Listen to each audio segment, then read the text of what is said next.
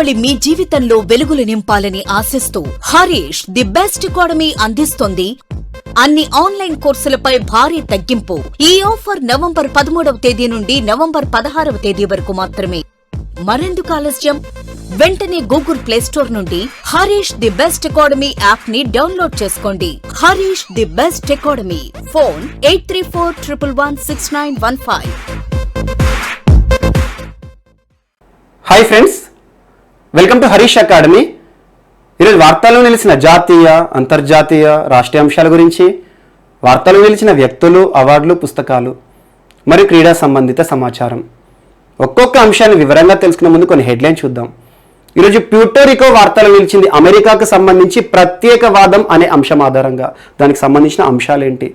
మరియు south Atlantic ప్రాంతంలో ఉన్న ఫుల్లీ ప్రొటెక్టెడ్ మెరైన్ రిజర్వ్ వార్తలు నిలిచింది. దానికి సంబంధించిన అంశాలు. మరి ఈరోజు డెన్మార్క్ మరొకసారి వార్తల్లోకి వచ్చింది. లాస్ట్ టైం మనం చూసాము, కరోనా ఉధృతి కారణంగా డెన్మార్క్ దేశంలో ఉన్న మింక్ అనే ఒక మూగజీవులను చంపేస్తూ వార్తలు నిలిచింది. ఈరోజు బర్డ్ ఫ్లూ వ్యాధి ఉధృతి ఆధారంగా దేశంలోని కోళ్లను చంపేస్తూ డెన్మార్క్ మరొకసారి వార్తల్లోకి వచ్చింది. మరియు దీంతో పాటు UAE golden visa, India Nepal integrated check post. మరియు భారతదేశం విషయానికి వస్తే భారతదేశంలోనే మొట్టమొదటిసారిగా లైబ్రరీ ఆన్ ట్రామ్ అనే అంశంతో వార్తలు నిలిచిన వెస్ట్ బెంగాల్. మరియు మధ్యప్రదేశ్ రాష్ట్ర ప్రభుత్వం ఒక కీలక బిల్లును రూపకల్పన చేసింది లవ్ జిహాద్కి వ్యతిరేకంగా, ధర్మ స్వతంత్ర బిల్లు. దానికి సంబంధించిన అంశాలేంటి? మరియు నావల్ ఓరల్ పోలియో వ్యాక్సిన్ 2తో వార్తలు నిలిచిన ఇండోనేషియా. మరియు పరిశోధనలో భాగంగా ఇక్రిసాట్కి అనుమతులు జారీ చేయడం జరిగింది. మినిస్ట్రీ ఆఫ్ సివిల్ ఏవియేషన్ మీరు డ్రోన్లను వాడుకోవచ్చు అని. దానికి సంబంధించిన అంశాలేంటి? మరి ఈరోజు రాష్ట్రీయ అంశాల్లో మోస్ట్ ఇంపార్టెంట్ జీహెచ్ఎంసీ ఎన్నికలకు మోగిన నగారా. ఏ రోజున ఎన్నికలు, ఏ రోజున ఫలితాలు, దానికి సంబంధించిన అంశాలేంటి? మరి ఈరోజు ఆంధ్రప్రదేశ్ విషయానికి వస్తే ఏపీ విద్యాశాఖ, ఆంధ్రప్రదేశ్ ఎడ్యుకేషన్ డిపార్ట్మెంట్ కొన్ని కీలక ఉత్తర్వులను జారీ చేసింది ప్రైవేట్ యాజమాన్యాన్ని దృష్టిలో ఉంచుకొని. మరియు వీటితో పాటు వార్తలు నిలిచిన పర్సన్ సోను సూద్ పంజాబ్ ఐకాన్ గా వార్తల్లోకి వచ్చారు. మరియు వీటితో పాటు స్పేస్ ఎక్స్ మరియు మిస్లేనియస్ అంశాలు ఒక్కొక్క టాపిక్ ని ఇంటర్లింక్ చేసుకుంటూ నేర్చుకుందాం. సో ముందుగా ఈరోజు ఇటీవలే బీహార్ ఎన్నికలు ముగిశాయి, మనం చూసాం. ఆ ఎన్నికల ఫలితాల్లో ఎన్డీఏ కూటమి విజయం సాధించింది. మరొకసారి రాష్ట్ర ముఖ్యమంత్రిగా ఎన్డీఏ కూటమి అభ్యర్థి జేడీయూ పార్టీకి సంబంధించి నితీష్ కుమార్ గారు రాష్ట్ర ముఖ్యమంత్రిగా నిన్న ప్రమాణ స్వీకారం చేశారు. ఈ సందర్భంగా వార్తలు నిలిచిన కొన్ని రాజ్యాంగ ప్రకటనలు రానున్న పోటీ పరీక్షలో ఎలా అడుగుతారో చూద్దాం. సో ముఖ్యంగా బీహార్కి సంబంధించిన అంశం ఈరోజు బీహార్కి సంబంధించి రాష్ట్ర ముఖ్యమంత్రిగా మరొకసారి నితీష్ కుమార్ గారు ముఖ్యమంత్రిగా ప్రమాణ స్వీకారం చేశారు. సో అలా కెరీర్లో 7వసారి ప్రమాణ స్వీకారం చేశారు ముఖ్యమంత్రిగా. తనతో పాటు 2 ఉప ముఖ్యమంత్రులుగా ప్రమాణ స్వీకారం చేశారు. ఒకరు దార్ కిషోర్ మరియు రేణు దేవి. మోస్ట్ ఇంపార్టెంట్ 2 ఉప ముఖ్యమంత్రులు మరియు ముఖ్యమంత్రి. నిన్న జరిగిన ప్రమాణ స్వీకార కార్యక్రమం మనం చూసాము. అండ్ రాష్ట్ర ముఖ్యమంత్రికి మరియు మంత్రి మండలి మొత్తానికి కూడా ప్రమాణ స్వీకార కార్యక్రమం ఎవరి ఆధ్వర్యంలో జరిగింది? గవర్నర్ గారు ఇచ్చారు ప్రమాణ స్వీకారం. సో ఎవరు గవర్నర్? బీహార్ ప్రస్తుత governor Phagu Chauhan. Most important వార్తలో నిలుస్తున్న పర్సన్స్ ఎవరైతే ఉంటారో, రాష్ట్ర గవర్నర్లు కానివ్వండి, లెఫ్టినెంట్ గవర్నర్లు కానివ్వండి, వివాదాస్పదం అవుతున్న మంత్రులు కానివ్వండి, వీరి గురించి ఖచ్చితంగా చూడండి. సో అలా ఫగు చౌహాన్ గారు ప్రస్తుతం బీహార్ రాష్ట్ర గవర్నర్. ఎందుకంటే తన ఆధ్వర్యంలో నిన్న మొత్తం కూడా ప్రమాణ స్వీకార కార్యక్రమం జరిగింది. సో అలా తనతో పాటు నితీష్ కుమార్ ఆధ్వర్యంలో 14 మంది మంత్రులు ప్రమాణ స్వీకారం చేశారు. సో ఈ సందర్భంగా ఒక ప్రభుత్వం ఏర్పడింది కాబట్టి రాజ్యాంగబద్ధంగా కొన్ని అంశాలు వార్తలు నిలిచాయి. అలా కొన్ని ఆర్టికల్స్ ఏవైతే ఉంటాయో ఆ ఆర్టికల్స్ ని రానున్న పోటీ పరీక్షలు అడుగుతారు. అండ్ మోస్ట్ ఇంపార్టెంట్ ఆర్టికల్ 164 గుర్తుంచుకోండి. ఆర్టికల్ 164 లో సబ్ క్లాసెస్ ఉంటాయి. అందులో ఒక్కొక్క అంశం ప్రస్తుతం బీహార్ రాష్ట్రానికి సంబంధించి ఏ రకంగా అమలైందో చూద్దాం. So article 164(1) most important. Article 164(1) ఏం చెప్తుంది? రాష్ట్ర ముఖ్యమంత్రిని గవర్నర్ నియమిస్తాడు. Governor most important. సో రాష్ట్ర ముఖ్యమంత్రిని నియమించే అధికారం ఎవరికి ఉంటుంది? గవర్నర్కు ఉంటుంది. అలా ఫగు చౌహాన్ గారు రాష్ట్ర ముఖ్యమంత్రిగా నితీష్ కుమార్ గారిని నియమించి ప్రమాణ స్వీకారం ఇవ్వడం జరిగింది. సో అలా రాష్ట్ర ముఖ్యమంత్రి విషయంలో నిర్ణయాధికారం ఎవరికి ఉంటుంది అంటే రాష్ట్ర గవర్నర్కు ఉంటుంది. అలా సింగిల్ పార్టీ అయితే, ఒకవేళ ఎన్నికలకు సంబంధించి బీహార్లో ఇటీవల ఎన్నికలు జరిగాయి, అలా చాలా రాజకీయ పార్టీలు పోటీ చేశాయి. కానీ ఎక్కువగా మనం కూటమి చూసాం, ఎన్డీఏ కూటమి వర్సెస్ మహాగఠబంధన్. సో ఆ కూటమిలో పార్టీలు ఏవైతే ఉన్నాయో 1-2 పార్టీలు కలిసేసేసి కూటమిగా ఎన్నికల్లో పోటీ చేశాయి. ఆ కూటమికి సంబంధించి కానీ సింగిల్ పార్టీకి కానివ్వండి, ఒక రాష్ట్రంలో ప్రభుత్వ ఏర్పాటు ఏ రకంగా ఉంటుందంటే ఎన్నికల్లో పోటీ చేసే పార్టీ ఒకటి అయితే రాష్ట్రంలో మ్యాజిక్ ఫిగర్ సాధించాలి. మ్యాజిక్ ఫిగర్ ఎగ్జాంపుల్, ఇప్పుడు బీహార్ రాష్ట్రం ఉంది, 243 స్థానాలు. మ్యాజిక్ ఫిగర్ అంటే ఏంటి? by 2 + 1. ఎవరికైతే మ్యాజిక్ ఫిగర్ సంఖ్య ఒక సింగిల్ పార్టీకి వస్తుందా లేదా ఒక కూటమికి వస్తుందో ఆ కూటమి సభ్యుని కానీ సింగిల్ పార్టీకి సంబంధించిన వ్యక్తిని కానీ రాష్ట్ర ముఖ్యమంత్రిగా గవర్నర్ నిర్ణయిస్తారు. తనకు ఆర్టికల్ 164(1) ఆధారంగా ప్రమాణ స్వీకారం ఇస్తాడు. సో నిన్న నితీష్ కుమార్ ప్రమాణ స్వీకారము, ముఖ్యమంత్రిగా నియామకం ఎవరి ఆధ్వర్యంలో జరిగింది? గవర్నర్ ఆధ్వర్యంలో. ఆర్టికల్ 164(1) మోస్ట్ ఇంపార్టెంట్, ఎందుకంటే వార్తలు నిలిచిన పర్సన్ కాబట్టి తనకు సంబంధించిన రాజ్యాంగ ప్రకారం చూడండి. అండ్ సెకండ్, ఆర్టికల్ 164(2) ముఖ్యమంత్రితో పాటు మంత్రి మండలి మొత్తం కూడా ప్రమాణ స్వీకారం చేశారు. సో అలా ముఖ్యమంత్రి మరియు మంత్రి మండలి సంయుక్తంగా అసెంబ్లీకి బాధ్యత వహించాలి. Most important. సో మంత్రి మండలి అసెంబ్లీకి బాధ్యత వహించాల్సి ఉంటుంది. ఎందుకు అసెంబ్లీకి బాధ్యత వహించాల్సి ఉంటుంది? ఎన్నికల్లో పోటీ చేసిన అభ్యర్థులందరూ కూడా అసెంబ్లీకి సంబంధించి ఎమ్మెల్యేలే. మనం చూడండి, సో అలా ఎమ్మెల్యేలు ఎవరైతే గరిష్టంగా ఒక పార్టీ పొందుతుందో, ఒక కూటమి పొందుతుందో వారు మాత్రమే ప్రభుత్వ ఏర్పాటులో క్రియాశీలకంగా వహిస్తారు. సో అలా అసెంబ్లీలో మెజారిటీ ఉన్నంత కాలం ఈ ప్రభుత్వం ఉంటుంది. Article 164(2) most important. అలా మంత్రి మండలి అసెంబ్లీకి బాధ్యత వహించాలి. ఎగ్జామ్ లో అడుగుతారు, మంత్రి మండలి ఎవరికి బాధ్యత వహిస్తుంది అంటారు. సో అసెంబ్లీకి. So most important state legislature కి సంబంధించి. అండ్ ఇక్కడ ఆర్టికల్ 164(1) అని చెప్పాను కదా, ఆర్టికల్ 164(1) లో ఇంకొక నిబంధన కూడా ఉంటుంది, ఇంకొక అంశం మోస్ట్ ఇంపార్టెంట్. కొన్ని రాష్ట్రాలు ఛత్తీస్గఢ్, మధ్యప్రదేశ్, జార్ఖండ్, ఒడిషా, ఈ రాష్ట్రాల్లో సపరేట్ గా ఒక మంత్రిత్వ నియామకం జరపాలి. ఎవరు? గవర్నర్ ఒక ప్రత్యేక మంత్రిని నియమించాలి. ఎవరి సంరక్షణలో భాగంగా అంటే మినిస్ట్రీ ఆఫ్ ట్రైబల్ అఫైర్స్, గిరిజన వ్యవహారాలను పర్యవేక్షణ నియంత్రించడానికి గిరిజన వ్యవహారాల కోసం సపరేట్ గా ఒక మంత్రి ఉండాలి. సో ఏ ఆర్టికల్ ఆధారంగా? ఆర్టికల్ 164(1) ఆధారంగా ఈ 4 రాష్ట్రాల గురించి ఖచ్చితంగా చూడండి. ఎందుకు ప్రత్యేకంగా గిరిజనుల వ్యవహారాల కోసం ప్రత్యేక మంత్రి ఉండాలి అంటే ఆ రాష్ట్రంలో గిరిజనుల జనాభా ఎక్కువ ఉంటుంది. అండ్ ఇటీవల మనం తరచూ చూసాం, ఒడిషాకి సంబంధించి ట్రైబల్ కాంప్లెక్సెస్ కానివ్వండి, గిరిజనులకు సంబంధించి గిరిజనుల కోఆపరేటివ్ సొసైటీస్ చూసాము. అలా గిరిజనులకు సంబంధించి తరచూ మనం చూస్తున్నాం. ఇటీవల కాలంలో చాలా గిరిజన తెగలు కరోనా బారిన కూడా పడ్డాయని చెప్పాను. అలా ట్రైబల్ అఫైర్స్ కోసం ఏ రాష్ట్రాల్లో అయితే ట్రైబల్ జనాభా ఎక్కువ ఉంటారో, ఎస్టీ జనాభా ఎక్కువ ఉంటారో వారి వ్యవహారాలు, వారి సంరక్షణ చర్యల్లో భాగంగా ప్రత్యేక మంత్రిని నియమించాలి. మోస్ట్ ఇంపార్టెంట్ ఆర్టికల్ 164(1) ఆధారంగా. ఆర్టికల్ 164(1) ఆధారంగా ముఖ్యమంత్రిని నియమించే అధికారం గవర్నర్కు ఉంటుంది, ప్రమాణ స్వీకారం ఇస్తాడు. మరియు ఆర్టికల్ 164(1) లో ఏముంటుంది? ఈ 4 రాష్ట్రాలకు సంబంధించి సపరేట్ ఒక మంత్రి కూడా ఉండాలి. ఆర్టికల్ 164(2) అసెంబ్లీకి సంబంధించి. సో మంత్రి మండలి మొత్తం కూడా అసెంబ్లీకి బాధ్యత వహించాల్సి ఉంటుంది. And article 164(3) most important. Article 164(3) గుర్తుంచుకోండి. రాజ్యాంగంలోని 3వ షెడ్యూల్ ఏం చెప్తుంది? ప్రమాణ స్వీకారాల గురించి చెప్తుంది. ప్రమాణ స్వీకారం. సో ప్రమాణ స్వీకారం. సో అలా ప్రమాణ స్వీకారానికి సంబంధించిన అంశము మంత్రి మండలి మరియు ముఖ్యమంత్రి అందరూ కూడా రాజ్యాంగంలో పేర్కొన్న విధంగా ప్రమాణ స్వీకారం చేయాల్సి ఉంటుంది. Article 164(3) most important.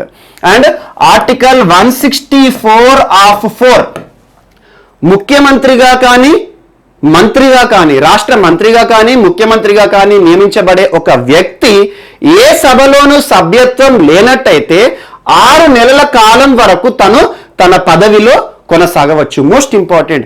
ఇటీవల చూడండి, ఇది ఇప్పుడు ఇంపార్టెంట్. ఇటీవల మీకు చెప్పాను, తెలంగాణ రాష్ట్రానికి సంబంధించి ఎమ్మెల్సీ నామినేషన్ ఎవరు చేశారు? ఎమ్మెల్సీలుగా నూతన ఎమ్మెల్సీ నామినేషన్ గవర్నర్ చేతిలో ఉంటుంది. అలా ఎమ్మెల్సీలు ఎంతమందిలో గవర్నర్ నామినేట్ చేస్తారు, ఎంతమంది ఎమ్మెల్సీలను గ్రాడ్యుయేట్స్ ఎన్నుకుంటారు, ఎంతమంది ఎమ్మెల్సీలను టీచర్స్ ఎన్నుకుంటారు, ఎంతమంది ఎమ్మెల్సీలను ఎమ్మెల్యేలు ఎన్నుకుంటారు, ఎంతమంది ఎమ్మెల్సీలను స్థానిక సంస్థలు లోకల్ బాడీస్ ఎన్నుకుంటాయి. సో ఆ కాన్సన్ట్రేషన్ ఖచ్చితంగా గుర్తుంచుకోండి. సో అలా ఆర్టికల్ 164 ఆఫ్ 4 బీహార్ విషయంలో ఇంపార్టెంట్. భారతదేశంలో బైకామరలిజం ఉన్న రాష్ట్రాలు ఎన్ని అంటారు? ఇటీవల మీకు చెప్పాను, జమ్మూ కాశ్మీర్ ఉండే పోయింది. ఉత్తరప్రదేశ్, మహారాష్ట్ర, కర్ణాటక, బీహార్, ఆంధ్రప్రదేశ్, తెలంగాణ. ఆంధ్రప్రదేశ్ పోయింది అని చాలా మంది ఉంటారు, కానీ ఆంధ్రప్రదేశ్ ద్విసభ విధానం ఎమ్మెల్సీ స్థానాలు ఏవైతే ఉంటాయో ఆంధ్రప్రదేశ్ లో శాసన మండలి ఇంకా ఉంది అమల్లో. సో కేంద్ర ప్రభుత్వం పార్లమెంట్ చేతిలో ఉంది. రాష్ట్రంలో ఎమ్మెల్సీ హౌస్ అనేది ఉండాలా ఉండకూడదు అనేది రాష్ట్ర అసెంబ్లీ విచక్షణ, ప్రభుత్వ విచక్షణ.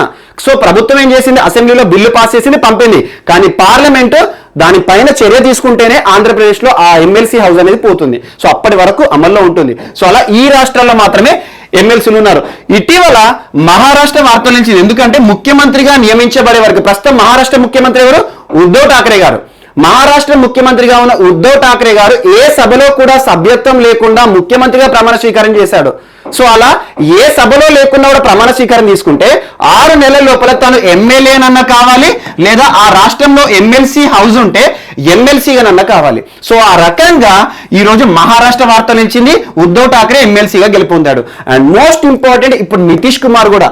నితీష్ కుమార్ హిస్టరీ చూడండి, దాదాపు 35 సంవత్సరాల నుండి ఎటువంటి ప్రత్యక్ష ఎన్నికల్లో పోటీ చేయలేదు. ప్రతిసారి ఎమ్మెల్సీగానే నామినేట్ అవుతున్నాడు, ఎమ్మెల్సీ సభలోనే కూర్చుంటాడు. సో అలా ఎమ్మెల్సీ అనేది కొంతమంది రాజకీయ నిరుద్యోగులకు అవసరంగా కూడా మారింది. సో ఇక్కడ కాంట్రవర్సీ కాదు, ఎందుకంటే కొన్ని రాష్ట్రాల్లో ఎవరైతే రాజకీయ నిరుద్యోగులు ఉంటారో వారికి బెస్ట్ హౌస్ ఏంటంటే ఎమ్మెల్సీ. సో అలా నామినేషన్ ద్వారా కూడా పోవచ్చు. సో అలా ఎమ్మెల్సీకి సంబంధించి నితీష్ కుమార్ గారు లాస్ట్ 35 ఇయర్స్ నుండి కొంతకాలం పాటు 4 సార్లు లోక్సభకి ఎన్నికయ్యాడు, కానీ రాష్ట్ర చరిత్రలో మాత్రం అసెంబ్లీ ఎన్నికల్లో పోటీ చేయలేదు. సో అలా అసెంబ్లీలో ముఖ్యమంత్రిగా ఉన్నాడు, కానీ ముఖ్యమంత్రిగా ఏ సభ నుండి ప్రాతినిధ్యం వహిస్తున్నాడు?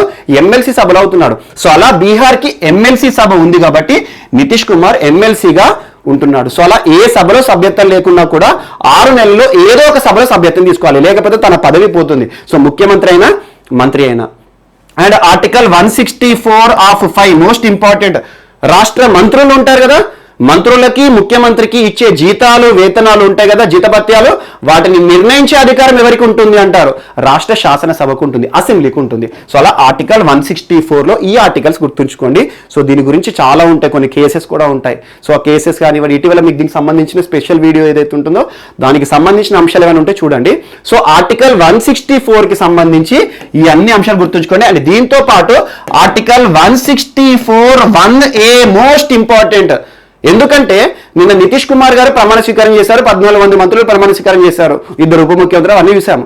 సో రాష్ట్రంలో ఎంతమంది మంత్రులుగా ప్రమాణ స్వీకారం చేయొచ్చు అంటారు? సో అలా 2004 91st కాన్స్టిట్యూషనల్ అమెండ్మెంట్ 91వ రాజ్యాంగ సవరణ చట్టం ఏం చెప్తుంది అంటే, రాష్ట్ర అసెంబ్లీ ఏదైతే ఉంటుందో, లోయర్ హౌస్ ఏదైతే ఉంటుందో, ప్రజలచే ఎన్నుకోబడే సంస్థ ఏదైతే ఉంటుందో ఆ సభలో 15% మంత్రి మండలి ఎక్సీడ్ కాకూడదు, మంత్రి మండలి 15% మించకూడదు. ఎగ్జాంపుల్, ఈరోజు బీహార్లో 243 మెంబర్స్ ఉన్నారు ఎమ్మెల్యేలు. అంటే ఎంతమంది మంత్రులుగా ప్రమాణ స్వీకారం చేయొచ్చు? 15% ఆఫ్ 243 అంటే అరౌండ్ ఎంత వస్తుంది? 36 పాయింట్లు వస్తుంది. సో 36 మెంబర్స్ అనుకోండి. అలా 36 మంది మాత్రమే మంత్రులుగా ఉండొచ్చు రాష్ట్రంలో. సో ఆ 36 మందిలో ముఖ్యమంత్రితో కలిపా, ఉప ముఖ్యమంత్రి కలిపా అంటే సో మంత్రి ఉప ముఖ్యమంత్రి అని తేడా ఉండదు, అందరూ కలిసే 36. ఎగ్జాంపుల్ తెలంగాణ ఉంది, తెలంగాణకి సంబంధించి 119 స్థానాల్లో ఎంతమంది ఉండొచ్చు? 18 మించకూడదు. అలా ఒక్కొక్క రాష్ట్రంలో 15% of the lower house exceed కాకూడదు. ఇటీవల వివాదం వచ్చింది ఈ విషయంలో, మధ్యప్రదేశ్ సంబంధించి మీకు ఈ వివాదం కూడా చెప్పాను, ఆల్మోస్ట్ జూలై మాసంలో చెప్పాను వీడియోలో చూడండి. సో ఆర్టికల్ 164(1)A అనేది వివాదాస్పదమైంది. మధ్యప్రదేశ్లో ఆ నెంబర్ ఎక్సీడ్ అయింది అని చెప్పేసి ఒక వివాదాన్ని చెప్పాను. సో అలా ఆర్టికల్ 164(1)A గురించి ఖచ్చితంగా చూడండి. అండ్ ఇంకొక article, last article 164 of 1B ఏం చెప్తుంది అంటే, ఎవరైనా ఒక అభ్యర్థి యాంటీ డిఫెక్షన్ లాకి గురయ్యాడు అనుకోండి, అంటే పార్టీ ఫిరాయింపుల చట్టం కింద ఎవరైనా వ్యక్తి దోషిగా తేలితే ఆ వ్యక్తి మంత్రిగా కానీ ముఖ్యమంత్రిగా కానీ కొనసాగడు. ఒక సభలో సభ్యత్వం అయిందంటే ఆ సభలో సభ్యత్వం అయింది కాబట్టి ఆటోమేటిక్గా తన మంత్రి పదవి కూడా పోతుంది అన్నట్టు. ఆర్టికల్ 164 ఆఫ్ 1B షెడ్యూల్ 10 అనేది పార్టీ ఫిరాయింపుల గురించి చెప్తుంది. సో అలా పార్టీ ఫిరాయింపులు అంటే ఏంటి? ఒక పార్టీ నుండి ఒక పార్టీకి జంప్ అవ్వడం. ఎగ్జాంపుల్, చాలా మంది ఉంటారు, అధికారం వచ్చే వరకు ఒక పార్టీలో ఉంటాడు. అధికార పార్టీ ఏదైతే ఉంటుందో అధికారం ఏర్పడిన తర్వాత ప్రతిపక్షాల నుండి అధికారంలోకి జంప్ అవుతారు. సో దీన్ని ఏమంటారు? ప్రతిపక్షాల నుండి అధికార పార్టీకి జంప్ అవుతే ఫ్లోర్ క్రాసింగ్ అంటారు. అధికార పార్టీ నుండి ప్రతిపక్షాలకు జంప్ అయ్యారనుకోండి కార్పెట్ క్రాసింగ్ అంటారు. సో ఎలాంటి జంపు జిల్లాలైనా కూడా హార్స్ ట్రేడింగ్ అంటారు. సో ఇలాంటి టర్మినాలజీ పార్లమెంటరీ జార్గాన్ ఏదైతే ఉంటుందో దాని గురించి ఖచ్చితంగా చూడండి. సో ఈరోజు ఆర్టికల్ 164లో ఈ నిబంధనలు వార్తలు నిలిచాయి కాబట్టి రానున్న పోటీ పరీక్షలు ఏదైనా రావచ్చు. అండ్ ఫస్ట్ నుండి చెప్తున్నాను, కరెంట్ అఫైర్స్ అంటే ఇష్యూస్ మాత్రమే కాదు, సబ్జెక్ట్ పరంగా ఏ అంశం అయితే హైలైట్ అవుతుందో దాని గురించి ఖచ్చితంగా చూడండి. ఆర్టికల్ 164 సంబంధించి ఇవన్నీ చూడండి. సో అలా 91st కాన్స్టిట్యూషన్ అమెండ్మెంట్ ఏం చెప్తుంది, మంత్రి మండలి ఎవరికి బాధ్యత వహించాలి, ముఖ్యమంత్రి నియమించే అధికారం ఎవరికి ఉంటుంది, సో ఇవన్నీ చూడండి. సో అలా నితీష్ కుమార్ విషయంలో, బీహార్ రాష్ట్రం విషయంలో ఇవన్నీ వచ్చాయి. సో అలా కూటమి ప్రభుత్వం ఏర్పడింది. సో అలా యాక్చువల్గా బీహార్లో బీజేపీకి ఎక్కువ వచ్చింది. ఎన్డీఏ కూటమిలో 74 స్థానాలు బీజేపీకి వచ్చాయి. కానీ మైనారిటీలో ఉన్నా కూడా జేడీయూ, జనతాదళ్ యునైటెడ్కి ఎందుకు ఇచ్చారంటే తన మీద ఉన్న విశ్వాసం, సుదీర్ఘంగా ఉన్నాడు, కుర్మి వర్గానికి సంబంధించిన వ్యక్తి. సో అలా రాష్ట్రంలో కుర్మి వర్గం జస్ట్ 2% ఉంటుంది.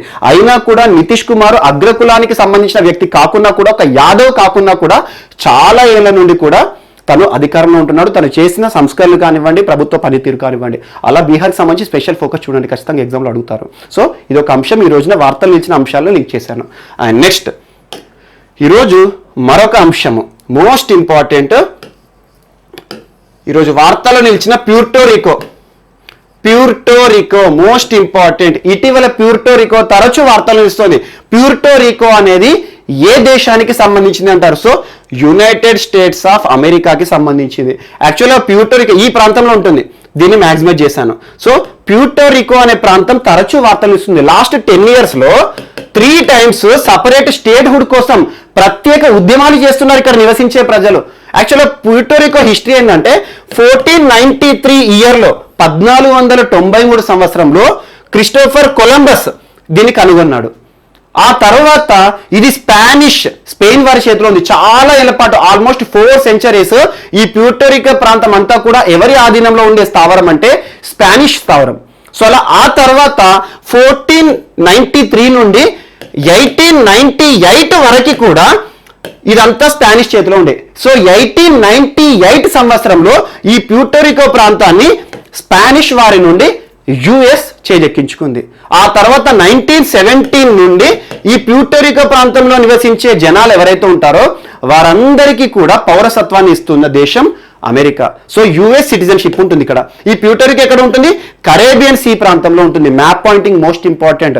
ఎందుకు ఇది వార్తలు నిలిచింది అంటే దానికంటే ఇంపార్టెంట్ ఇది ఏ ప్రాంతంలో ఉంటుంది, ఏ సముద్రంలో ఉంటుంది అంటారు. సో అలా కరేబియన్ ఐలాండ్స్ ఉంటాయి, ఆ ప్రాంతంలో కరేబియన్ సీలో ఉంటుంది ప్యూర్టోరికో. ఆ ప్యూర్టోరికోలో నివసించే జనాలందరూ కూడా సపరేట్ స్టేట్ హుడ్ ని అడుగుతున్నారు, ప్రత్యేకవాదాన్ని వినిపిస్తున్నారు.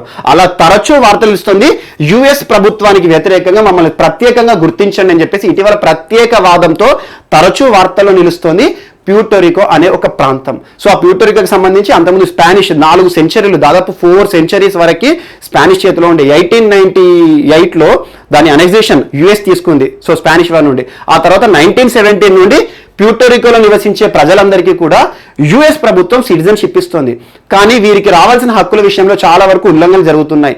చాలా వరకు కూడా వీరి విషయంలో వివక్ష జరుగుతోంది. సో వీరందరూ కూడా ప్రత్యేకంగా మా ప్రభుత్వాన్ని మేము ఏర్పరచుకుంటామని చెప్పేసి ప్యూర్టోరికో ప్రజలందరూ కూడా ఇటీవల మరొకసారి నిన్న కూడా వారందరూ కూడా ఉద్యమం చేస్తున్నారు. ప్రత్యేకవాదంతో ఈరోజు వార్తలు నిలిచింది ప్యూర్టోరికో. ఖచ్చితంగా గుర్తుంచుకోండి, PUERTORICO. ఇటీవల వార్తలు నిలిచిన ప్యూర్టోరికో ఏ ప్రాంతంలో ఉండే చిన్న ఐలాండ్ అంటారు? సో అలా మనకి కరేబియన్ సీ ప్రాంతంలో ఉండే చిన్న island, most important. And next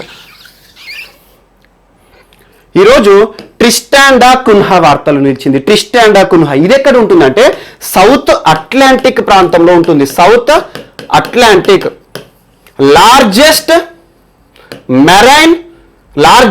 fully protected marine reserve గా వార్తలు నిలిచింది. So fully protected marine reserve గా ఇటీవల వార్తలు నిలిచింది ట్రిస్టాన్ డా కున్హా. సో ఇది ఏ ప్రాంతంలో ఉంటుందంటే south Atlantic. So south Atlantic ప్రాంతంలో ఆల్మోస్ట్ లండన్ కి 6000 మైళ్ళ దూరంలో ఉంటుంది, లండన్ సిటీకి. సో ఈ ట్రిస్టాండా కున్హా ఎవరి ఆధీనంలో ఉంది ప్రస్తుతం? దానిపైన అధికారం లేదా ఆధిపత్యం ఎవరికి అంటే యూకే ప్రభుత్వానికి ఉంటుంది, బ్రిటన్ ప్రభుత్వం ఆధ్వర్యంలో ఉంది. సో అలాంటి ట్రిస్టాండా కున్హా ఈ రోజున ఎందుకు వార్తల్లో నిలిచింది అంటే దీన్ని ఫుల్లీ ప్రొటెక్టెడ్ మెరైన్ రిజర్వ్ గా ఇటీవల గుర్తించడం జరిగింది. అండ్ ఇప్పుడు ఈ ట్రిస్టాండా కున్హా ఏదైతే ఉంటుందో ఈ ఐలాండ్ లో ఆల్మోస్ట్ ఒక 300 మెంబర్స్ మాత్రమే నివసిస్తున్నారు, వారికి ప్రత్యేక రాజ్యాంగం ఉంది. సో అలాంటి అంశాలు, కానీ ఇవన్నీ అవసరం లేదు. కానీ ఇటీవల వార్తల్లో నిలిచిన ట్రిస్టాండా కున్హా ఏ ప్రాంతంలో ఉంటుంది అంటారు? సౌత్ అట్లాంటిక్ లండన్ నుండి 6000 కిలోమీటర్ దూరంలో ఉంటుంది. ప్రత్యేక రాజ్యాంగం కూడా కలిగిన ఒక ప్రాంతము. ఇటీవల ఆ ప్రాంతాన్ని ఫుల్లీ ప్రొటెక్టెడ్ మెరైన్ రిజర్వ్ గా గుర్తించడం జరిగింది. అలా మెరైన్ రిజర్వ్ అంటున్నాను, సముద్రానికి సంబంధించి ప్రత్యేక సంరక్షణ కేంద్రం. సో అలా వార్తలు నిలిచిన ఒక ప్రాంతం, జస్ట్ గుర్తుంచుకోండి ఏ ప్రాంతంలో ఉందని చెప్పేసి. సో దీని గురించి అడగవచ్చు ఎగ్జామ్ లో బిట్స్. అండ్ మన నెక్స్ట్ టాపిక్ వచ్చేసి వెస్ట్ బెంగాల్ కి సంబంధించిన అంశము, most important, library on tram. ఇటీవల తరచూ చూస్తున్నాం వెస్ట్ బెంగాల్ వార్తలు నిలుస్తుంది. కొన్ని ఇంపార్టెంట్ టాపిక్స్ రానున్న పోటీ పరీక్షలో అడగవచ్చు. ఎగ్జాంపుల్ చూడండి, భారతదేశంలోనే మొట్టమొదటిసారి ఆన్లైన్ మద్య విక్రయాలతో వార్తలు నిలిచిన రాష్ట్రం. అందుకోసం వెస్ట్ బెంగాల్ రాష్ట్ర ప్రభుత్వము అమెజాన్ సంస్థతో ఒప్పందం కుదుర్చుకుంది. అలా లాక్డౌన్ సంబంధిత పరిస్థితులను దృష్టిలో ఉంచుకొని మద్యం ఎవరికైతే కావాలనుకుంటున్నారో ఒక రిక్వెస్ట్, అమెజాన్ యాప్ ఉంటుంది కదా, ఆ యాప్ లో మనం ఒక ఆర్డర్ ప్లేస్ చేస్తే సరిపోతుంది, మన ఇంటికే డోర్ డెలివరీ చేస్తారన్నట్టు మద్యం. అలా అమెజాన్ సంస్థతో ఆన్లైన్ మద్య విక్రయాల కోసం వెస్ట్ బెంగాల్ ప్రభుత్వం ఒప్పందం చేసుకుంది. అలా భారతదేశంలోనే మొట్టమొదటిసారి ఆన్లైన్ మద్య విక్రయాలు చేపట్టిన రాష్ట్రం వెస్ట్ బెంగాల్. ఆ తర్వాత చాలా రాష్ట్రాలు అమలులోకి వచ్చింది, ఒడిశా కానివ్వండి, చాలా రాష్ట్రాలు. అండ్ ఇటీవల ఇంకొక అంశం చెప్పాను జస్ట్ 10 days బ్యాక్, భారతదేశంలోనే మొట్టమొదటి టైర్ల పార్క్ వెస్ట్ బెంగాల్లో వార్తల్లోకి వచ్చిందని చెప్పాను. సో అలా ఫస్ట్ ఇన్ ఇండియా, భారతదేశంలో మొట్టమొదటిసారి ఏదైనా అంశం వార్తలు నిలిస్తే ఆ రాష్ట్రం కానివ్వండి, ఆ అంశం గురించి ప్రత్యేక శ్రద్ధ చూపండి. ఇటీవల కేరళకు సంబంధించి చాలా చూసాం మనం, అలా కేరళకు సంబంధించి ఫస్ట్ ఇన్ ఇండియా అని చెప్పేసి. సో ఈ రోజు మరొక అంశం విషయంలో కూడా వెస్ట్ బెంగాల్ వార్తలు నిలిచింది. అదేంటంటే library on tram. Library on tram, most important. So tram అంటే ఏంటి? ఒక టాయ్ ట్రైన్, చిన్నది, చిన్న పిల్లలు ఎక్కడానికి అనువుగా ఉండే ఒక చిన్న టాయ్ ట్రైన్ ఉంటుంది కదా, ఎక్కడైనా మనం పిక్నిక్ కానివ్వండి, జూ పార్క్ లో కానీ వెళ్తే టాయ్ ట్రైన్ ఉంటుంది కదా. సో అలాంటి ఒక వాహనం, అలాంటి వాహనం ద్వారా లైబ్రరీ సౌకర్యాలు కల్పించడానికి వెస్ట్ బెంగాల్లో ఒక సర్వీసెస్ వార్తలోకి వచ్చింది. అదే library on tram services, most important. దాదాపు ఈ ట్రైన్లో, ఈ టాయ్ ట్రైన్లో ఏం చేస్తారంటే ఒక 1000 పుస్తకాలు పెట్టారు. ఇవన్నీ కూడా కార్టూన్ బుక్స్, చిన్నపిల్లల పుస్తకాలు. అలా చిన్నపిల్లలకి చదువుకోవడానికి అనువుగా ఉండాలి, అందులో ఆహ్లాదభరితంగా తిరగవచ్చు అని చెప్పేసి ఒక టాయ్ ట్రైన్ ఆధారంగా లైబ్రరీ సౌకర్యాలు కల్పిస్తూ ఈ రోజున వార్త నిలిచింది. సో దీనికి సంబంధించి ఖచ్చితంగా అడగవచ్చు, ఇది ఏ ప్రాంతంలో ప్రారంభమైంది అంటే శ్యామ్ బజార్. సో కోల్కతా, యాక్చువల్గా కోల్కతాలో ప్రారంభమైంది. అందుకు కూడా ఇటీవల టైర్ల పార్క్ అనివన్నీ చాలా అంశాలు కోల్కతాలో వార్తలు ఇచ్చాయి. ఆ కోల్కతాలోని కొన్ని ఏరియాస్ ఇవి, శ్యామ్ బజార్ మరియు ఎస్ప్లనేడ్ అంటారు, ఎస్ప్లనేడ్.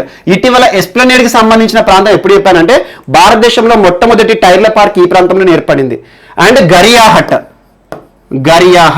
ఈ 3 మార్గాలు ఏవైతే ఉంటాయో, ఈ 3 మార్గాలు ఉండే స్ట్రీట్స్ ఉంటాయి కదా, ఆ స్ట్రీట్స్ గుండా ఒక టాయ్ ట్రైన్ ప్రయాణిస్తూ ఉంటుంది.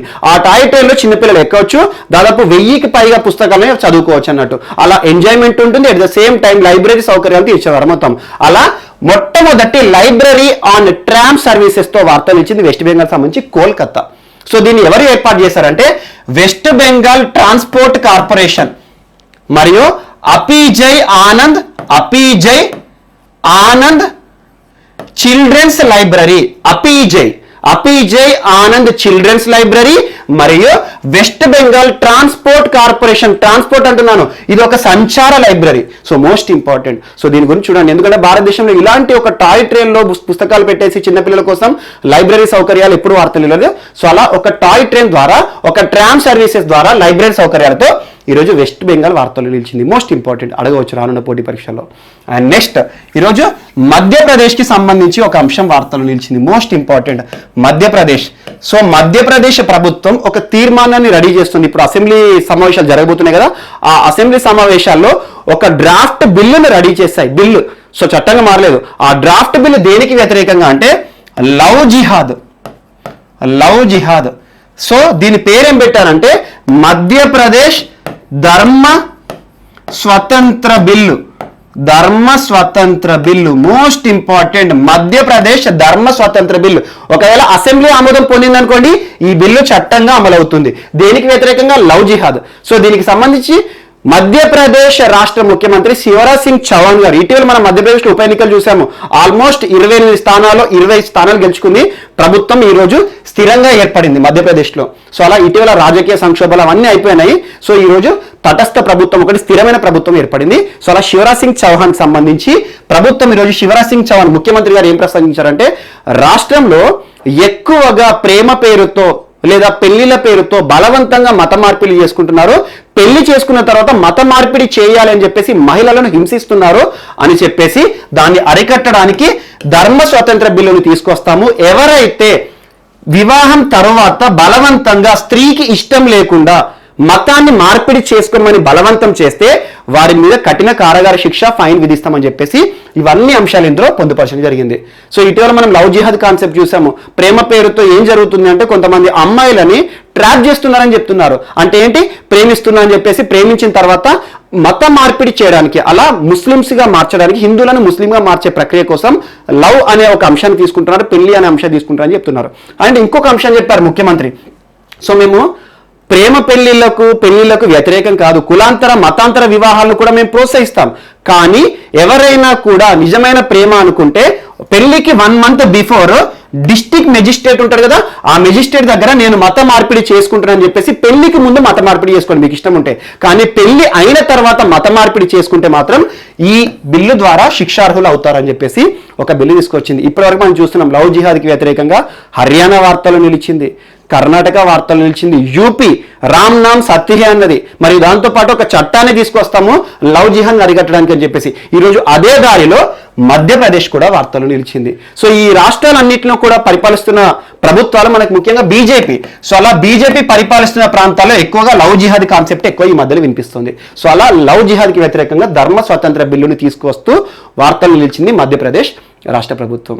అండ్ నెక్స్ట్ ఈరోజు డెన్మార్క్ మరొకసారి వార్తలు నిలిచింది. Denmark most important. So health related issues అన్ని ఇక్కడ చూద్దాం. డెన్మార్క్, ఇటీవల డెన్మార్క్ గురించి లాస్ట్ టైం మీకు ఎప్పుడు చెప్పానంటే, కరోనా విజృంభిస్తోంది, కరోనా వ్యాప్తి అధికమవుతుంది అని చెప్పేసి డెన్మార్క్ దేశవ్యాప్తంగా కొన్ని కోట్ల మూగ జీవాలను చంపేస్తుంది డెన్మార్క్ ప్రభుత్వం అన్నాను. అలా మింక్ జంతువు గురించి మీకు చూపించాను, చిన్నగా ర్యాబిట్ లాగా ఉంటుంది, మీకు ఆల్రెడీ ఇమేజెస్ కూడా 2 సార్లు చూపించాను ఇప్పటికీ. So mink. సో అలా కరోనా వ్యాప్తి జరుగుతోందని చెప్పేసి కరోనా వ్యాప్తిని అరికట్టడానికి మూగ జీవాలైన మింకులను చంపేస్తూ డెన్మార్క్ వార్తలు నిలిచింది. అంతకుముందు 2 months బ్యాక్ డచ్ గురించి చెప్పాను, డచ్, హాలండ్ లేదా నెదర్లాండ్. సో అలా డచ్ ప్రభుత్వం దేశంలో ఉన్న అన్ని మింకులను కూడా చంపేసింది. డెన్మార్క్ ప్రభుత్వం కూడా ఇటీవల మింక్ ఫార్ముల్లో పనిచేసే కార్మికులు ఎవరైతే ఉంటారో అలా మింక్ ఫార్మ్, మింక్ పౌల్ట్రీలో పనిచేసే వారికి కరోనా వ్యాప్తి ఎక్కువ ఉంటుందని చెప్పేసి దేశవ్యాప్తంగా 6 కోట్ల మింకులను చంపేస్తుందని చెప్పేసి వార్తలు చెప్పాను, లాస్ట్ వీక్ చెప్పాను. ఈ రోజు మరొక చంపుడుతో వార్తలు నిలిచింది డెన్మార్క్. సో ఈసారి వేటిని చంపుతుందంటే కోడి పిల్లలను, కోళ్లను. సో దేశవ్యాప్తంగా కోళ్లను ఎక్కడైతే ఒక వ్యాధి ప్రబలుతోంది, ప్రస్తుతం ప్రపంచాన్ని కబలి వేస్తున్న వ్యాధి ఏంటి? కరోనా. మనం చూస్తున్న ప్రతి దేశంలో కూడా లాక్డౌన్. సో ఇలాంటి కరోనా కబలిస్తున్న ప్రాంతాల్లో కరోనా వ్యాప్తి చెందుతున్న డెన్మార్క్ మరొక సమస్యను కూడా ఈ రోజు ఎదుర్కొంటుంది. అదేంటంటే bird flu. Most important. So ఒకవైపు కరోనా, మరొక వైపు బర్డ్ ఫ్లూ. సో బర్డ్ ఫ్లూకి కారణమైన కోళ్లను చంపేస్తుందని చెప్పేసి H5N8 గుర్తుంచుకోండి కొన్ని పేర్లు, H5N8. సో అలా బర్డ్ ఫ్లూ అనేది విజృంభిస్తోంది. సో అలా డెన్మార్క్ లోని కొన్ని ప్రాంతాల్లో ఎక్కువగా బర్డ్ ఫ్లూ కేసెస్ నమోదవుతున్నాయి, కొన్ని ప్రాణాలు పోతున్నాయి, చనిపోతున్నాయని చెప్పేసి దీనికి కారణమైన కోళ్లను, కోళ్ల పిల్లలు అన్నింటినీ కూడా చంపేస్తున్నాయి. దాదాపు మనుషులు నివసించే ప్రాంతాలకి 10 కిలోమీటర్ల దూరం తీసుకెళ్లేసి వాటిని దహనం చేస్తున్నారు. సో ఒకవైపు మింకులను చంపేస్తోంది, ఒకవైపు బర్డ్ ఫ్లూని చంపేస్తుంది. కానీ డెన్మార్క్ చూడండి, ప్రపంచంలో ఎక్కువగా హ్యూమన్ డెవలప్మెంట్ ఇండెక్స్ కానివ్వండి, సో గ్రోత్ కాదు, డెవలప్మెంటల్ యాక్టివిటీస్ విషయంలో ఎక్కువగా డెన్మార్క్ వార్తలు నిలుస్తుంది. సో అలాంటి డెన్మార్క్ ఈరోజు 2 జంతువులను చంపుతూ వార్తలు నిలుస్తుంది. లాస్ట్ టైం మీకు మింకులు అన్నాను, ఈరోజు బర్డ్ ఫ్లూ ప్రబలిస్తోందని చెప్పేసి, చాలా వరకు వ్యాప్తి చెందుతుందని చెప్పేసి దానికి కారణమైన కోళ్లను, కొన్ని లక్షల కోళ్లను చంపేస్తుంది ఈ రోజున. సో అలా వార్తలు నిలిచింది. అండ్ డెన్మార్క్లో ఇప్పటికే లాక్డౌన్ ఉంది. సో ఈ లాక్డౌన్కి ఇంకొక అంశాన్ని యాడ్ చేసుకోండి. ఢిల్లీ ప్రభుత్వం ఈ రోజున కేంద్ర ప్రభుత్వానికి అధికారికంగా లేఖ రాసింది. ఢిల్లీ ప్రభుత్వం కరోనాకి సంబంధించి చెప్తున్నాను. సో అలా కరోనా విజృంభిస్తోంది, at the same time Denmark లో బర్డ్ ఫ్లూ అని చెప్పాను కదా. సో ఈరోజు మళ్ళీ ఒకసారి ఇండియాకి రండి. సో దీనికి లింక్ చేస్తున్నాను. కరోనా విజృంభణ అనేది చాలా దారుణంగా జరుగుతుంది. అందులోనూ ఢిల్లీలో చూడండి, వాతావరణ కాలుష్యం అండ్ వింటర్ పొల్యూషన్, మనం చెప్తున్నాం ప్రతిసారి కూడా వింటర్లో ఢిల్లీ అనేది చాలా దారుణంగా ఒక నరకంలో తయారైపోతుంది. సో మనం బ్రతకడానికి పీల్చే గాలి, ఆ గాలి పీలిస్తే చచ్చిపోయే పరిస్థితులు ఏర్పడుతుంది. అలాంటి ఢిల్లీ ప్రభుత్వంలో కరోనా కేసెస్ విపరీతంగా పెరుగుతున్నాయి మళ్ళీ. సో సెకండ్ వేవ్ ప్రభావం కనబడుతుంది. సో దీన్ని దృష్టిలో ఉంచుకొని ఢిల్లీ ప్రభుత్వం, అరవింద్ కేజ్రీవాల్ ప్రభుత్వము కేంద్ర ప్రభుత్వానికి లేఖ రాసింది. ఢిల్లీలో మరొకసారి లాక్డౌన్ విధిస్తాము, మాకు పర్మిషన్ ఇవ్వండి. సో లాక్డౌన్ విధిస్తాము, ఎందుకంటే చాలా మంది లాక్డౌన్ నియమాలను నిబంధనలు ఉల్లంఘిస్తున్నారు. సో సెకండ్ వేవ్ ప్రారంభమైంది, అందులోనూ వింటర్ సీజన్ లో విజృంభణ ఎక్కడ ఉంటుంది అండ్ వాయు కాలుష్యం ఎక్కడైతే ఎక్కువ ఉంటుందో ఆ ప్రాంతాల్లో కరోనా వ్యాప్తి ఎక్కువ ఉంటుంది. కాబట్టి మరొకసారి లాక్డౌన్ విధించడానికి మాకు అనుకూలమైన అవకాశం ఇవ్వండి అని చెప్పేసి అనుమతులు కోరుతూ ఢిల్లీ ప్రభుత్వం కేంద్ర ప్రభుత్వం ఈ రోజున రాసింది. సో అలా లాక్డౌన్ మరొకసారి విధించే అవకాశాలు ఢిల్లీలో ఉన్నాయి. అండ్ ఈ ఢిల్లీలోనే కాదు, ఇటీవల చాలా వరకు కూడా కొన్ని గాసిప్స్, కొన్ని రూమర్స్ స్ప్రెడ్ అవుతున్నాయి. డిసెంబర్లో మరొకసారి దేశవ్యాప్తంగా లాక్డౌన్ ఉంటుందని. కానీ మరొకసారి లాక్డౌన్ ఉండకపోవచ్చు. ఫస్ట్ టైం ఎందుకు లాక్డౌన్ విధించారంటే ఒక కొత్త వ్యాధి ప్రబలినప్పుడు దానికి కావాల్సిన సౌకర్యాలు, అవకాశాలు మనకు లేవు. సో పీపీఈ కిట్ల షార్టేజ్ కానివ్వండి, మరియు వెంటిలేటర్ షార్టేజ్ ఉండే. సో అలాంటి పరిస్థితుల్లో వ్యాధి వ్యాప్తి చెందితే మనం ఎక్కువ మందికి సౌకర్యాలు, హెల్త్ ఫెసిలిటీ ఇవ్వలేమని చెప్పేసి కొంతకాలం పాటు ఇళ్లలో ఉంచింది. సో ఆ సౌకర్యాలు ఆ ఇళ్లలో ఉన్న టైంలో ఏం చేసింది, ప్రభుత్వం సంబంధించి వైద్య సదుపాయాలు అన్ని కల్పించారు.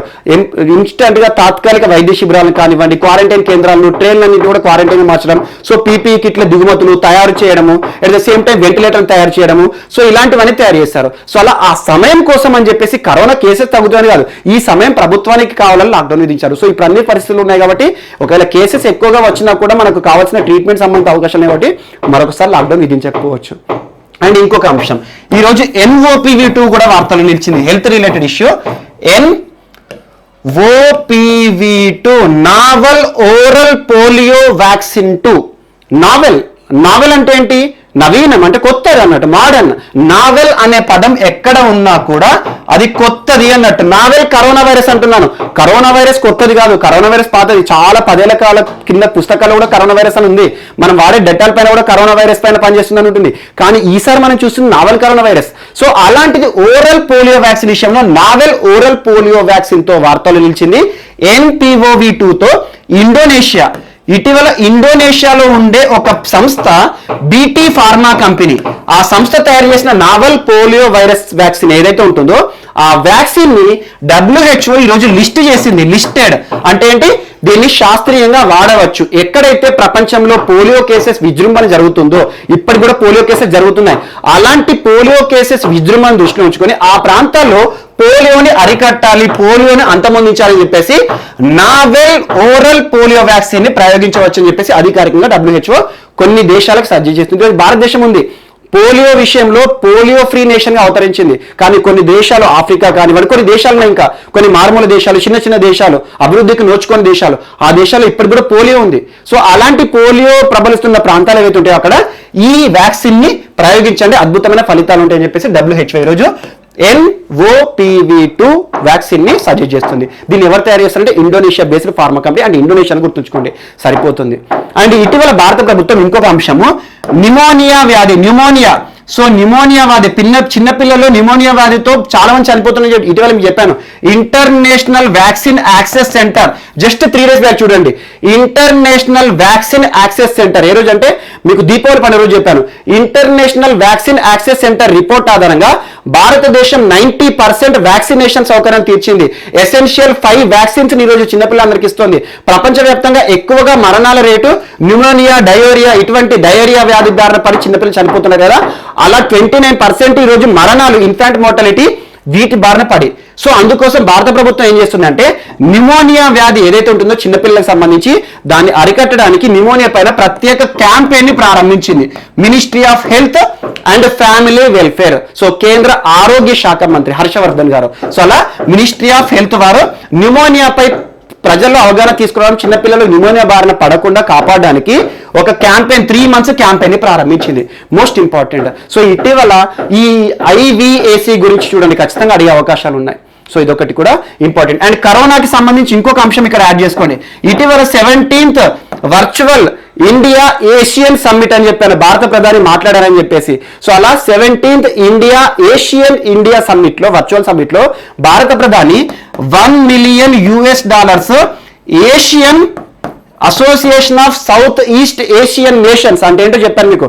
Association of south east Asian nations. So అలా ఏషియన్ రెస్పాన్స్ ఫండ్ కింద భారత ప్రభుత్వం ఏషియన్ దేశాల్లో COVID-19 విజృంభిస్తున్న ప్రాంతాలు ఎక్కడైతే ఉంటాయో దానికోసం ఆర్థిక సాయం $1 మిలియన్ చేసింది. సో ఇదొకటి కూడా ఇక్కడ యాడ్ చేసుకోండి, మోస్ట్ ఇంపార్టెంట్. సో అలా ఈరోజు హెల్త్ రిలేటెడ్ ఇష్యూస్ ఏవైతే వార్తలు ఇచ్చాయో అవన్నీ ఒక దగ్గర చెప్పాను. అండ్ దీంతో పాటు ఇంతకుముందు హర్షవర్ధన్ అని చెప్పాను.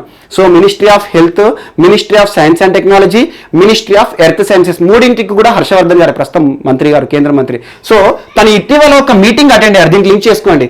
సో అలా 8th BRICS science and technology ministers, BRICS ministers. So BRICS దేశాలు ఉంటాయి కదా, అలా 5 దేశాలు Brazil, Russia, India, China, South Africa. ఈసారి ఆతిథ్యం ఇచ్చిన దేశం రష్యా. రష్యా ఆధ్వర్యంలో జరిగిన 8th BRICS ministerial meeting, science and technology innovation ministry meetings ఏదైతే ఉంటుందో అందులో భారతదేశం నుండి హర్షవర్ధన్ గారు అటెండ్ అయ్యారు. సో తనకి పాయింట్ యాడ్ చేసుకోండి, సరిపోతుంది. అంత పెద్ద ఇంపార్టెంట్ ఏం కాదు. ఇటీవల వార్తలు ఇచ్చిన ఏషియన్ మీటింగ్ కానివ్వండి, అలా బ్రిక్స్కి సంబంధించి ఇటీవల భారత ప్రధాని కానీ లేదా భారతదేశానికి సంబంధించి అగ్రనేతలు ఎవరన్నా పాల్గొంటే వాటి గురించి చూడండి, సరిపోతుంది. సో అలా 8th బ్రిక్స్ మీటింగ్లో కూడా హర్షవర్ధన్ ఇటీవల పార్టిసిపేట్ చేశారు. సో వీటిని యాడ్ చేసుకోండి ఒక దగ్గర. సో అన్నిటికంటే ఇక్కడ ఇంపార్టెంట్ ఏంటంటే మనకు డెన్మార్క్ చాలా ఇంపార్టెంట్. మరియు దాంతోపాటు ఈరోజు నేపాల్ వార్తలో నిలిచింది. నేపాల్ ఇండియా ఇటీవల మనం తరచూ చూస్తున్నాం. నేపాల్ వివాదాస్పద మ్యాప్ కానివ్వండి, ఆల్మోస్ట్ 3-4 months నుండి ఒక చారిత్రక సంబంధాలు భారత్కి నేపాల్కి ఉన్నాయి. అలా హిందువుల పరంగా కానివ్వండి చాలా వరకు. సో అలా ఇండియా నేపాల్ మధ్యలో మంచి సంబంధాలు కదా. తెర వెనుక చైనా ఈరోజు ఆడుతున్న గేమ్స్ ఆధారంగా నేపాల్ మనకు శత్రువుగా మారుతోంది. సో అలాంటి నేపాల్కి సంబంధించి వివాదాస్పద మ్యాప్ చూసాము. అలా నేపాల్తో సరిహద్దు పంచుకుంటున్న ఉత్తరాఖండ్ ప్రాంతంలో భారతదేశం ఏదైతే ఉంటుందో సరిహద్దు గ్రామాల్లో హెలిప్యాడ్ల నిర్మాణం కానివ్వండి. అంతేందుకు నేపాల్ ప్రభుత్వం నుండి నేపాల్ అధ్యక్షురాలు విద్యాదేవి వండర్ గారి నుండి మనోజ్ ముకుంద్ నరవానే గారు ఒక అత్యున్నత పురస్కారాన్ని పొందడం ఇవన్నీ చూస్తున్నాం. అలాంటి నేపాల్ భారత సంబంధించి ఈరోజు ఒక అంశం వార్తలు నిలిచింది. Integrated check post. Check post అంటున్నాను. చెక్ పోస్ట్ అంటే ఒక ఊరు నుండి ఒక ఊరు కానీ, ఒక స్టేట్ నుండి ఒక స్టేట్ కానీ దాటినప్పుడు చెక్ పోస్ట్ ఉంటాయి, అంటే మనం తనిఖీ చేస్తారు. సో అలా కస్టమ్స్ కానివ్వండి, ఇమిగ్రేషన్ సంబంధిత అంశాలను దృష్టిలో ఉంచుకొని ఇంటిగ్రేటెడ్ చెక్ పోస్ట్ ఏర్పాటు 2 దేశాలు సంయుక్తంగా ఏర్పాటు చేస్తున్నాయి. ఎక్కడ అంటే నేపాల్ సైడ్ ఉన్న నేపాల్ గంజ్ ప్రాంతం. సో నేపాల్ గంజ్ ప్రాంతంలో ఒక చెక్ పోస్ట్ మరియు రూపాయి దిహా ఇది ఎక్కడ భారత్ సైడ్ ఉంది. రూపాయి దిహా ఎక్కడ ఉత్తరప్రదేశ్ రాష్ట్రంలో ఉంది. సో అలా ఒక ఇంటిగ్రేటెడ్ చెక్ పోస్ట్ 2 దేశాల మధ్యలో బార్డర్ లో ఏర్పాటు చేయబోతున్నాయి. దాదాపు 147 కోట్ల రూపాయలతో భారత్, నేపాల్ సంయుక్తంగా ఈ ప్రారంభ పనులు కూడా ప్రారంభమయ్యాయి. ఎందుకంటే ఇంటిగ్రేటెడ్ చెక్ పోస్ట్ అంటే ఏంటంటే 2 దేశాలకు సంబంధించి కస్టమ్ సంబంధిత అంశాలు కానివ్వండి, ఇమిగ్రేషన్ సంబంధిత అంశాలు కానివ్వండి, ఇవన్నీ కూడా ఒకే ప్రాంతంలో తనిఖీ చేసి సులభతరంగా ప్రయాణం కానివ్వండి. ఈరోజు చాలా ట్రాన్స్పోర్టేషన్ జరుగుతూ ఉంటుంది లారీల ద్వారా కానివ్వండి చాలా వరకు. సో వీటన్నిటి కూడా ఫ్రీ ఫ్లైట్ మూవ్మెంట్ కోసము ఒక చెక్ పోస్ట్ నిర్మాణం విషయంలో 2 దేశాలు వార్తలు ఇచ్చాయి. 147 కోట్ల రూపాయలతో 2 దేశాలు సంయుక్తంగా ఒక integrated check post. Nepal side ఒక చెక్ పోస్ట్ ఉంటుంది, ఇండియా సైడ్ ఒక చెక్ పోస్ట్ ఉంటుంది. Nepal side Nepal Ganj, India side UP Uttar Pradesh రాష్ట్రంలో రూపాయి దిహానే ప్రాంతంలో. సో ఇదొకటి కూడా యాడ్ చేసుకోండి. బట్ దీని గురించి అడగకపోవచ్చు, కానీ ఇటీవల మనోజ్ ముకుంద్ నరవానే కానివ్వండి వీటి గురించి ఖచ్చితంగా చూడండి. అండ్ నెక్స్ట్ ఈరోజు యుఏఈ వార్తలో నిలిచింది. యుఏఈ.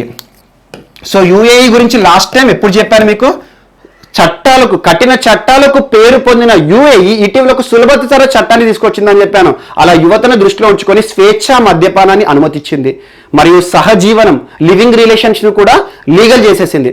అలాంటి యుఏఈ ప్రభుత్వం ఈరోజు మరొక అంశంతో వార్తలు నిలిచింది, గోల్డెన్ వీసా.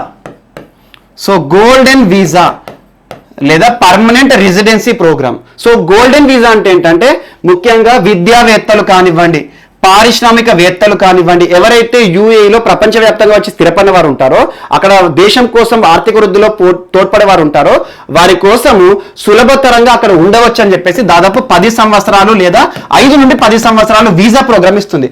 ఒక పర్మనెంట్ రెసిడెన్సీ. అలా 10 సంవత్సరాల పాటు ఎగ్జాంపుల్ నేను ఉన్నాను యుఏఈలో, అక్కడ ఒక రియల్ ఎస్టేట్ సంబంధించి ఇన్వెస్ట్మెంట్ కానివ్వండి, లేదా అక్కడ ఏదైనా పరిశ్రమ ప్రారంభించడం కానివ్వండి, లేదా అక్కడైనా రీసెర్చ్ చేశాను అనుకోండి, లేదా ఒక స్టూడెంట్గా ఉన్నా కూడా గోల్డెన్ వీసా ప్రోగ్రామ్ కింద ఏమవుతుందంటే నేను నా ఫ్యామిలీతో తీసుకెళ్లేసి అక్కడ 5 నుండి 10 సంవత్సరాల పాటు ఫ్రీగా నేను అక్కడ ఉండొచ్చు. ఫ్రీగా అంటే ఏంటి అంటే ఎలాంటి ఉల్లంఘన లేకుండా, లేదా ప్రభుత్వం ఆంక్షలు విధించకుండా. సో అలా అక్కడ నేను ఖర్చులు భరించుకుంటూ నా జీవితాన్ని నేను కొనసాగించవచ్చు. అలా వీసా నిబంధనలు సులభతరం చేస్తూ వార్తలు నిలిచింది. అలా ఒక వీసా సంబంధిత అంశం ఇటీవల గోల్డెన్ వీసాతో వార్తలు నిలిచిన దేశం ఏది అంటారు, యుఏఈ. సో మోస్ట్ ఇంపార్టెంట్, ఇది కూడా యాడ్ చేసుకొని సరిపోతుంది. నెక్స్ట్ ఈరోజు రాష్ట్రీయ అంశాల గురించి చూద్దాము. సో ఈరోజు మన నెక్స్ట్ టాపిక్ వచ్చేసి రాష్ట్రీయ అంశాలు. అండ్ రాష్ట్రీయ అంశాల్లో ముందుగా ఆంధ్రప్రదేశ్కి సంబంధించిన అంశాలను చూద్దాం. ఏపీకి సంబంధించి ఆంధ్రప్రదేశ్ విద్యాశాఖ, ఏపీ ఎడ్యుకేషన్ డిపార్ట్మెంట్ నిన్నటి రోజున కొన్ని కీలక ఉత్తర్వులను జారీ చేసింది. గవర్నమెంట్ ఆర్డర్ ఇచ్చింది, జీవో ఇచ్చింది. ఆ జీవో యొక్క సారాంశం ఏంటంటే, ఇప్పటి వరకు ప్రైవేట్ స్కూల్స్ ఉంటాయి కదా స్టేట్ మొత్తంలో కూడా, ఆ ప్రైవేట్ స్కూల్స్ యాజమాన్యాలు, మేనేజ్మెంట్, స్కూల్ మేనేజ్మెంట్స్ వారందరూ కూడా ఏం చేస్తారు, ఉపాధ్యాయులను వారికి సంబంధం లేని కార్యకలాపాలకు వాడుకుంటున్నారు. ఎగ్జాంపుల్ చూడండి, మనం సమ్మర్ హాలిడేస్ ఉంటాయి. సమ్మర్ హాలిడేస్ ముగిసిన తర్వాత విద్యా సంవత్సరం, కొత్త విద్యా సంవత్సరం ప్రారంభమవుతుంది కదా, అలా స్కూల్స్ పునఃప్రారంభమయ్యే ముందట ఈ ప్రైవేట్ స్కూల్ యాజమాన్యాలు ఏం చేస్తారంటే, ఆ స్కూల్లో పనిచేసే టీచర్స్ ఉంటారు కదా, ఈ టీచర్స్ అందరినీ కూడా క్యాన్వసింగ్ కార్యక్రమాలు చేపడతారు. వారందరినీ కూడా ఇంటింటికి ప్రచారం చేయమని చెప్పేసి, మా స్కూల్లో జాయిన్ అవ్వండి అని చెప్పేసి స్కూల్లో అడ్మిషన్ల సంఖ్య పెంచడానికి ఈ ఉపాధ్యాయులను వాడుకుంటున్నారు. సో అలా వాస్తవానికి ఉపాధ్యాయుని యొక్క విధి ఏంటి, బోధించడం, టీచింగ్ చేయడం. సో అలా టీచింగ్ కాకుండా తనకు సంబంధం లేని కార్యకలాపాల కోసం క్యాన్వసింగ్ కానివ్వండి, ప్రచారం కానివ్వండి, స్కూల్కి సంబంధించి అడ్వర్టైజ్మెంట్ కార్యక్రమాల కోసం ఎవరైతే స్కూల్ యాజమాన్యాలు, ప్రైవేట్ స్కూల్ యాజమాన్యాలు ఉపాధ్యాయులను, ఆ స్కూల్లో పనిచేసే టీచర్లను వాడుకుంటారో వారిపైన కఠిన చర్యలు తీసుకుంటామని చెప్పేసి రాష్ట్రంలో ఉన్న అన్ని ప్రైవేట్ స్కూల్స్కి కూడా ఈ ఉత్తర్వులను వర్తింపజేసే విధంగా జారీ చేయడం జరిగింది. సో మోస్ట్ ఇంపార్టెంట్, ఎగ్జామ్లో అడగవచ్చు ఇలాంటి అంశాలు. ఇటీవల కాలంలో ప్రైవేట్ స్కూల్స్లో పనిచేసే ఉపాధ్యాయులకు సంబంధించి క్యాన్వసింగ్ కానివ్వండి, ప్రచార కార్యక్రమాల కోసం ఆ పాఠశాలలో పనిచేసే ఉపాధ్యాయులను వాడుకోకూడదని చెప్పేసి ఏ రాష్ట్ర ప్రభుత్వం ఉత్తర్వులు జారీ చేసింది అంటారు? ఆంధ్రప్రదేశ్ సంబంధించి స్టేట్ ఎగ్జామ్లో మోస్ట్ ఇంపార్టెంట్. సో అలా ఆంధ్రప్రదేశ్ ప్రభుత్వం ఎడ్యుకేషన్ డిపార్ట్మెంట్, విద్యాశాఖ వారు కొన్ని కీలక ఉత్తర్వులను అలా ఉపాధ్యాయునికి సంబంధం లేని కార్యకలాపాల కోసం తనని వాడుకోకూడదు అని చెప్పేసి ఆ అంశాలన్నింటినీ దృష్టిలో ఉంచుకొని ఒక జీవోని జారీ చేసింది. Most important. సో ఇలాంటి అంశాల వార్తలు తెలిస్తే కూడా చూడండి. అండ్ రెండవ అంశం, వైఎస్ఆర్ సున్నా వడ్డీ రుణాల, పంట రుణాల పథకం. వైఎస్ఆర్ సున్నా వడ్డీ పంట రుణాల పథకం మోస్ట్ ఇంపార్టెంట్. వైఎస్ఆర్ సున్నా వడ్డీ పంట రుణాల పథకం. సో పేరులోనే ఉంది, సున్నా వడ్డీ అంటున్నాను, 0%.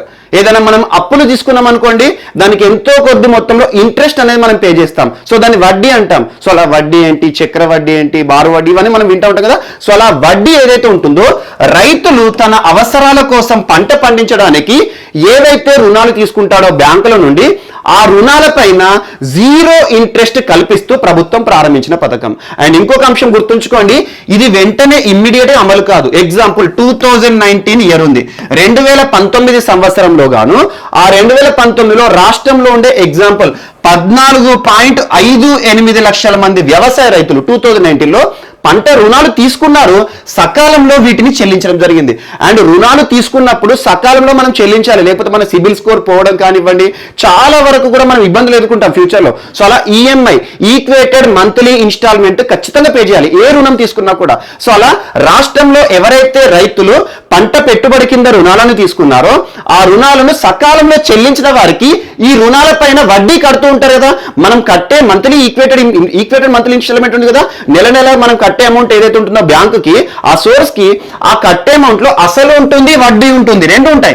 అసలు ప్లస్ వడ్డీ కలిపి మనం ఈఎంఐ పే చేస్తూ ఉంటాం. సో అలా మంత్లీ మనం వడ్డీ కట్టాం కదా, ఆ రైతు వడ్డీ కట్టారు కదా, అలా సకాలంలో ఈ రుణాలన్నింటినీ చెల్లించిన రైతు ఉంటారు కదా, ఆ రైతు సకాలంలో చెల్లించినందుకు కాను ప్రభుత్వం ప్రోత్సహిస్తుంది.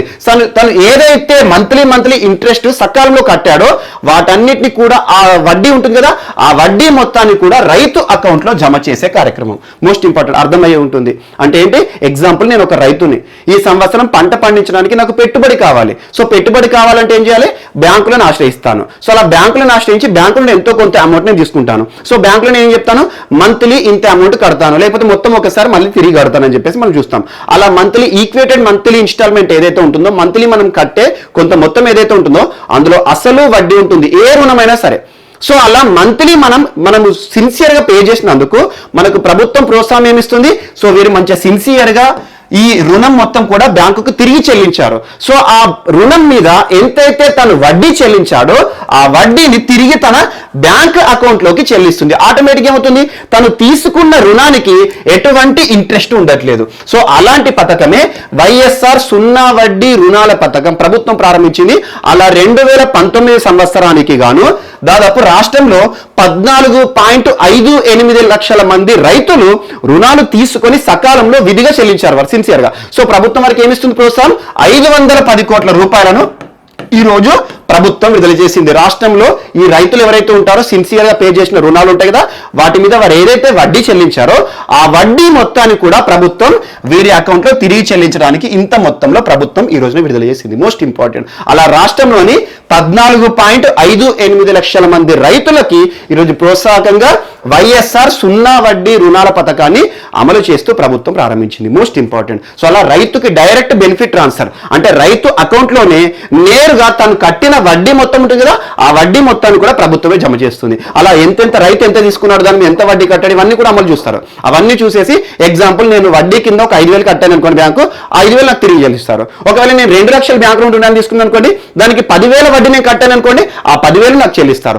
అండ్ విత్ వన్ కండిషన్, సకాలంలో ఎవరైతే సిన్సియర్ గా ఆ రుణాలను తిరిగి చెల్లించారో వారికి మాత్రమే ఈ పథకం అమలవుతుంది. సో ఈ రకంగా ఒక పథకం వార్తలు నిలిచింది. ఏపీకి సంబంధించి వైఎస్ఆర్ సున్నా వడ్డీ పంట రుణాల పథకం. పంట కోసం తీసుకునే రుణాల పైన సున్నా వడ్డీ వర్తించే విధంగా ఆ సిన్సియారిటీకి ప్రభుత్వం ఇచ్చే ప్రోత్సాహం. సో ఇది ఒకటి ఇంపార్టెంట్. అండ్ నెక్స్ట్ ఈరోజు తెలంగాణకి సంబంధించి అంశాలు. ఒకటి మనకి ఇక్రిసాట్కి సంబంధించిన అంశం most important. International crop research institute for semi arid tropics. ఇటీవలే ఇక్రిసాట్కి సంబంధించిన 2 అంశాలు మీకు చెప్పాను లాస్ట్ వీక్ లో. సో ఈరోజు ఇక్రిసాట్ మరొకసారి వార్తలు నిలిచింది. International crops research institute for semi arid tropics Hyderabad కేంద్రంగా పనిచేస్తుంది, అంతర్జాతీయ సంస్థ. సో అలా పంటలకు సంబంధించి ఇక్రిసాట్ పంటల పైన పరిశోధనలు చేయడానికి కాను ఇక్రిసాట్ సంస్థకి భారత ప్రభుత్వం కొన్ని క్లియరెన్స్లు ఇచ్చింది, అనుమతులు ఇచ్చింది.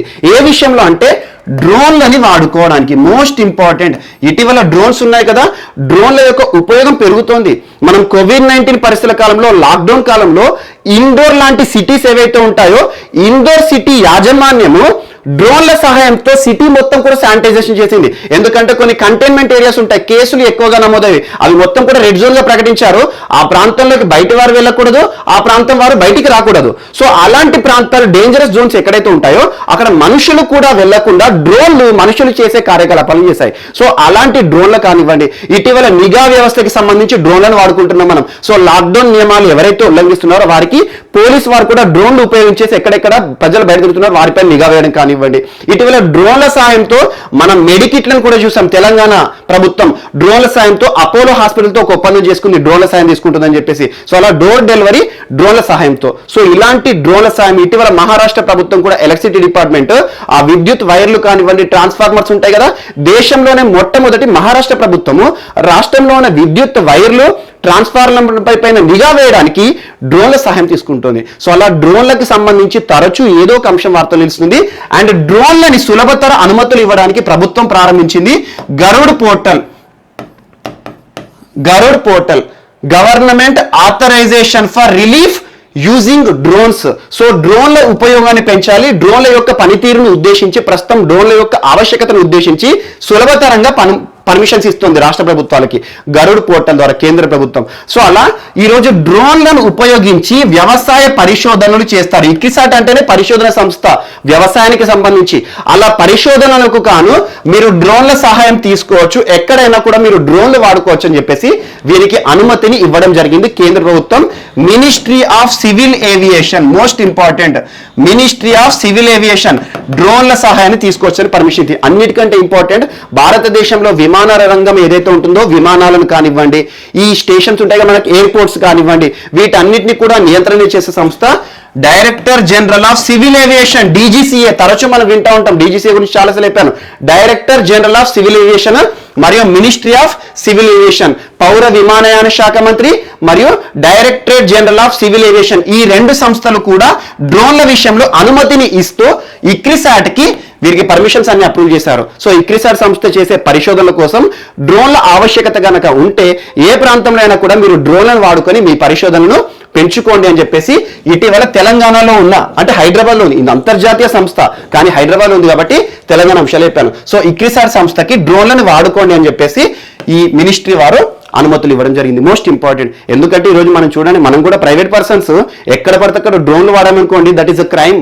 పోలీస్ డిపార్ట్మెంట్ వాళ్ళు వస్తారు, నువ్వు డ్రోన్ ఎందుకు వాడుతున్నావు అని చెప్పేసి డ్రోన్స్ ప్రొహిబిట్ చేశారు. సో అలాంటి డ్రోన్స్ మనం వాడేసేసుకొని మనం ఇష్టం ఉన్నట్టు చేస్తామని చెప్పేసి ఏమన్నా మనం కొన్ని నెగిటివ్ ఏమైనా వర్క్ చేస్తామని చెప్పేసి ప్రభుత్వం వాటిని నియంత్రణ చేస్తుంది. సో అలాంటి డ్రోన్లకు అనుమతి కావాలి అంటే ఖచ్చితంగా పర్మిషన్స్ కావాలి. అందుకోసం రాష్ట్రాలకు సులభతర పర్మిషన్స్ కోసం గరుడ్ పోర్టల్ తీసుకొచ్చింది ప్రభుత్వం. సో అలా ఈరోజు ఇక్రిసాట్ సంస్థ కూడా వార్తలు ఇచ్చింది. మోస్ట్ ఇంపార్టెంట్, తెలంగాణకు సంబంధించిన అంశము. అండ్ నెక్స్ట్ ఈరోజు మరొక అంశము జిహెచ్ఎంసి వార్తలు నిలిచింది. Most important, greater Hyderabad municipal corporation ఎన్నికలు. భారతదేశంలోని ప్రతి రాష్ట్రం కూడా చూసి హైదరాబాద్ నగరం ఉంటుంది కదా, అలాంటి హైదరాబాద్ నగరంలో రానున్న ఎన్నికలను దృష్టిలో ఉంచుకొని తరచూ మనం వార్తలు ఇస్తున్నాం. ఎట్టకేలకి ఈ రోజున నోటిఫికేషన్ విడుదల కావడం జరిగింది. స్టేట్ ఎలక్షన్ కమిషనర్ ఎస్ఈసి ఎన్నికల ప్రధానాధికారి, రాష్ట్ర ఎన్నికల ప్రధానాధికారి ప్రస్తుతం ఎవరు మీకు వార్తల వ్యక్తుల కింద 2 నెలల కింద చూపించాను, పార్థసారథి గారు. సో పార్థసారథి గారు ఈరోజు తెలంగాణ రాష్ట్రంలో ఎన్నికల నోటిఫికేషన్ విడుదల చేశారు. జిహెచ్ఎంసి ఎన్నికలు మోస్ట్ ఇంపార్టెంట్, చాలా ప్రతిష్టాత్మకంగా తీసుకునే ఎన్నికలు. ఎందుకంటే జిహెచ్ఎంసి హైదరాబాద్ మీద పట్టున్న రాజకీయ పార్టీకి ఆల్మోస్ట్ ఖచ్చితంగా రాజకీయ పరంగా చాలా ప్రభావం చూపిస్తుంది. రానున్న ఎన్నికలు కూడా చాలా ఇంపార్టెంట్. సో అలా జిహెచ్ఎంసి ఎన్నికలు, కార్పొరేట్ ఎన్నికలు ఉంటాయి, మేయర్ ఎన్నికలు. సో దానికి సంబంధించి ఎన్నికల నోటిఫికేషన్ విడుదల చేసింది ఈ రోజున. So November 17th. Most important. So రేపటి నుండి, బుధవారం నుండి దీనికి సంబంధించి నామినేషన్లు తీసుకుంటున్నట్టు, అంటే రేపటి నుండి. సో బుధవారం నుండి ఈ జిహెచ్ఎంసీలో ఎవరైతే పోటీ చేయాలనుకుంటున్నారో ఆ పోటీ చేసే అభ్యర్థులు, నేను పోటీ చేస్తానని చెప్పేసి నామినేషన్ వేయాలి కదా, నామినేషన్ల స్వీకరణ రేపటి నుండి ప్రారంభమవుతుంది. నామినేషన్లకు చివరి తేదీ 20వ తేదీ అని ప్రకటించారు. సో ఎగ్జాంపుల్, నేను ఎన్నికల్లో పోటీ చేయాలనుకుంటున్నాను ఒక ఏరియాలో కార్పొరేటర్గా. నేను ఏం చేయాలి, ఎన్నికల సంఘానికి నేను నామినేట్ చేసుకోవాలి, నాకు నేను అర్హుడిగా నన్ను ప్రకటించండి అని చెప్పేసి ఒక అప్లికేషన్ ఇవ్వాలి. సో దాన్ని మనం నామినేషన్ అంటాం. సో అలా నామినేషన్లకు చివరి తేదీ 20వ తేదీ. అండ్ నామినేషన్ల పరిశీలన 21 లాస్ట్ డేట్. ఎవరెవరైతే నామినేషన్ చేస్తున్నారో వారికి ఏజ్ క్రైటీరియా ఉందా, కొన్ని కండిషన్ చూస్తారు. సో తను అర్హుడా కాదా అని చెప్పేసి అలా పరిశీలన అనేది 21వ తేదీన అవుతుంది. అండ్ నామినేషన్ల ఉపసంహరణ తేదీ 24వ తేదీ అని చెప్పారు. ఉపసంహరణ అంటే ఏంటి, ఎగ్జాంపుల్ నేను తొందరపడి నామినేషన్ వేశాను. సో కొన్ని రాజకీయ పార్టీల ప్రభావం లేదా నా మీద కొన్ని ఒత్తిడి తీసుకొచ్చి కానీ, లేదా ఎన్నికల్లో నేను గెలవని ఎందుకు అనవసరంగా నేను పోటీ చేయడం చెప్పేసి నా నామినేషన్ నేను ఉపసంహరించుకోవాలనుకోండి. సో అలా 24వ తేదీన నేను ఉపసంహరించుకోవచ్చు. సో అలా ఎవరైతే నామినేషన్ వేస్తారో వారందరూ కూడా పోటీ చేసే సమయం ఉంటుంది. ఎన్నికల నిర్వహణ ఏ రోజున అంటే జిహెచ్ఎంసీ ఎన్నికలు December 1st. మోస్ట్ ఇంపార్టెంట్, ఖచ్చితంగా చూడండి. ఆ రోజు సిటీ మొత్తం కూడా హాలిడే ఉంటుంది. So December 1st AIDS day, international AIDS day. So December 1st తేదీ నాడు జిహెచ్ఎంసీ ఎన్నికలు జరగబోతున్నాయి. సో అలా ఈసారి TRS, BJP, MIM, so GHMC అంటే ఎంఐఎం కూడా చాలా కీలకంగా ఉంటుంది. సో అలా ఈ 3 పార్టీల మధ్యలో మరి కాంగ్రెస్ తో పాటు వీరందరి మధ్యలో కూడా మనం రానున్న కురుక్షేత్రం చూడబోతున్నాం. సో అలా December 1st ఎన్నికలు జరగబోతున్నాయి. దీనికి సంబంధించి counting December 4th and result కూడా December 4th. సో అలా జిహెచ్ఎంసీ ఎన్నికల నోటిఫికేషన్ ఈ రోజు వార్తలు నిలిచింది. మోస్ట్ ఇంపార్టెంట్, తెలంగాణ రాష్ట్రానికి సంబంధించి ఈరోజు తెలంగాణ హార్ట్ సిటీ హైదరాబాద్ నగరాన్ని ఆ రాజకీయ భవితవ్యం తేల్చే ఎన్నికలు ఎన్నికలకు సంబంధించి ఈరోజు ఎన్నికల నోటిఫికేషన్ విడుదల చేస్తూ పార్థసారథి గారు వార్తలు నిలిచారు. Most important. అలా జిహెచ్ఎంసీ ఎన్నికల్లో వచ్చే ఫలితాలు రానున్న రోజుల్లో ఖచ్చితంగా ప్రభావాన్ని చూపిస్తాయి. సో ఇదొకటి మనం చూడాలి ఏ రకంగా ఉంటుంది. ఎందుకంటే short span, with in 15 days లో అన్ని ముగిసిపోతాయి. చూడండి, ఈరోజు 17th నుండి ఆల్మోస్ట్ ఫస్ట్ డేట్ అంటే 15 days కూడా లేదు. సో ఈ రోజులో అన్ని ముగిసిపోతాయి, ప్రచార కార్యక్రమాలు ఉంటాయి, ఇవన్నీ మనం చూస్తూ ఉంటాం. సో అలా జిహెచ్ఎంసీకి సంబంధించి ఎన్నికల విషయంలో ఈ రోజున వార్తలు నిలిచింది. Most important. అండ్ నెక్స్ట్ ఈరోజు వార్తల్లో వ్యక్తులు. సో ఎన్నికల గురించి చెప్పాను కదా, ఈరోజు ఎన్నికలకు సంబంధించి ఇంకొక అంశం. సో పంజాబ్కి సంబంధించి పంజాబ్ ఐకాన్ గా ఈరోజు సోనూ సూద్ గారు వార్తలు ఇచ్చారు. పంజాబ్ ఐకాన్ అంటున్నాను. సో ఐకాన్ అంటే ఏంటి, ఒక పర్సన్, ప్రముఖంగా మనం తరచూ వినే చూసే ఒక సెలబ్రిటీ కానీ ఒక లెజెండ్ ఎవరైతే ఉంటారో ప్రముఖంగా చాలా మంది దృష్టిలో గుర్తింపు పొందిన ఒక వ్యక్తిని ఐకాన్ అంటాం. సో అలాంటి ఐకాన్, పంజాబ్ ఐకాన్ గా ఈ రోజు సోనూ సూద్ వార్తలు ఇచ్చారు. అండ్ ఇటీవల తరచూ సోనూ సూద్ వార్తలు ఇస్తున్నారు. చూడండి, మనం జస్ట్ 2 days బ్యాక్ మీకు చెప్పాను, ఐ నో మెస్సయ్య అనే ఒక ఆటోబయోగ్రఫీ పుస్తకం. అండ్ అంతకుముందు మనకు ఐక్యరాజ్య సమితికి కూడా గుర్తించిన పర్సన్. ఇటీవల లాక్డౌన్ కాలంలో వలస కూలీలు, వలస కార్మికులు ఎవరైతే ఉంటారో స్వస్థలాలకు వెళ్ళడానికి ఇబ్బంది పడుతున్న తరుణంలో వారికి సాయం చేశాడు. మరియు విదేశాల్లో చిక్కుకుపోయిన భారతీయులు ఉంటారు కదా, వారందరినీ కూడా స్వదేశానికి తీసుకురావడానికి తన వంతుగా కృషి చేశాడు, సపరేట్ గా విమానాల ద్వారా. సో అలా తరచూ మనం ఇటీవల ఆంధ్రప్రదేశ్ సంబంధించి ఒక వ్యవసాయ రైతుకు సంబంధించి ట్రాక్టర్ పంపడం కానివ్వండి, సో అలా తరచూ సోషల్ వర్క్స్ తో వార్తలు నిలుస్తున్న సోను సూద్ ఈరోజు పంజాబ్ రాష్ట్రానికి ఐకాన్ గా నియమించబడుతూ రాష్ట్ర ఎన్నికల సంఘం అధికారికంగా ప్రకటించింది. రాష్ట్ర ఎన్నికల సంఘం, ఏ రాష్ట్ర ఎన్నికల సంఘం? సో ఒక్కొక్క రాష్ట్రానికి ఒక్కొక్క ఎన్నికల సంఘం ఉంటుంది. సో రాష్ట్ర ఎన్నికల సంఘం ఆర్టికల్ 243K మోస్ట్ ఇంపార్టెంట్. ఇంతకుముందుకు తెలంగాణ రాష్ట్ర ఎన్నికల సంఘం నోటిఫికేషన్ రిలీజ్ చేసిందన్నాను కదా. సో తెలంగాణ రాష్ట్ర ఎన్నికల సంఘం అంటే ఒక్కొక్క రాష్ట్రానికి ఒక్కొక్క ఎన్నికల సంఘం ఉంటుంది. ఆర్టికల్ 243K గుర్తుంచుకోండి, అక్కడ యాడ్ చేసుకోండి ఇది. సో అలా ఆర్టికల్ 243K రాష్ట్రంలో జరిగే అంతర్గత ఎన్నికలు ఏవైతే ఉంటాయో వాటన్నిటిని కూడా నిర్వహించే అత్యున్నత సంస్థ. సో అలా పంజాబ్ రాష్ట్ర ఎన్నికల సంఘం అంటే పంజాబ్ రాష్ట్రంలో ఉండే ఎన్నికల సంఘం. సో పంజాబ్ రాష్ట్ర ఎన్నికల సంఘం సోను సూద్ ని ఐకాన్ గా, పంజాబ్ ఐకాన్ గా నియమిస్తూ ఈ రోజున వార్తలు నిలిచింది. Most important. ఎందుకు మరి తను ఏం చేయాలి?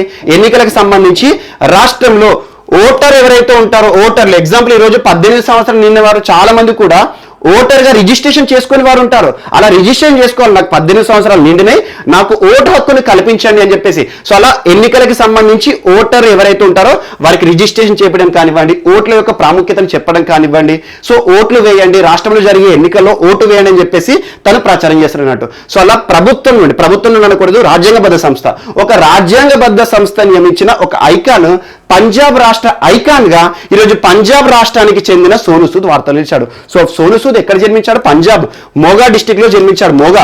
సో అలా పంజాబ్ రాష్ట్ర ఐకాన్ గా ఎన్నికల సంఘం రానున్న ఎన్నికలను దృష్టిలో ఉంచుకొని రాష్ట్రంలో ఎన్నికల యొక్క ఆవశ్యకత, ఎన్నికల్లో ఈరోజు చాలా మంది ఓటు వేయట్లేదు. సో అలా ఓటు యొక్క నెసెసిటీ, ఇంపార్టెన్స్ ఇవన్నీ కూడా అవగాహన తీసుకురావడానికి తనను ప్రచారకర్తగా ఎన్నికల సంఘం వాడుకుంటుంది. ఏ రాజకీయ పార్టీ ఎన్నికల సంఘం వాడుకుంటుంది అన్నట్టు. సో అలా పంజాబ్ స్టేట్ ఐకాన్ గా ఇటీవల పంజాబ్ రాష్ట్ర ఎన్నికల సంఘం ఎవరిని నియమించింది అంటారు? సోను సూద్. మోస్ట్ ఇంపార్టెంట్, తరచూ వార్తలు నిలుస్తున్నాడు. తన గురించి ఖచ్చితంగా చూడండి. ఇటీవల కాలంలో ఎక్కువగా వార్తలు నిలిచిన పర్సన్స్ మనం లూయిస్ హామిల్టన్ మరియు తనతో పాటు సోను సూద్ ఇటీవల తరచూ వార్తలు నిలుస్తున్నారు. బుక్ తో కానివ్వండి, సోషల్ వర్క్స్ తో కానివ్వండి. సో ఇటీవల సమాజంలో జరుగుతున్న కొన్ని అంశాల్లో తను చేసిన సేవలు కానివ్వండి, చారిటీ కానివ్వండి, అలా సోను సూద్ వార్తలు నిలిచారు.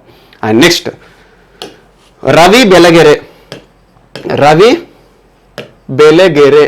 ఎవరితను అంటే ఒక ప్రముఖ జర్నలిస్ట్ మరియు రైటర్, చాలా పుస్తకాలు కూడా రాశాడు. సో అలా తనకంటూ ప్రత్యేక గుర్తింపు తెచ్చుకున్న రవి బెలగెరే కర్ణాటక రాష్ట్రానికి సంబంధించిన వ్యక్తి. కర్ణాటక.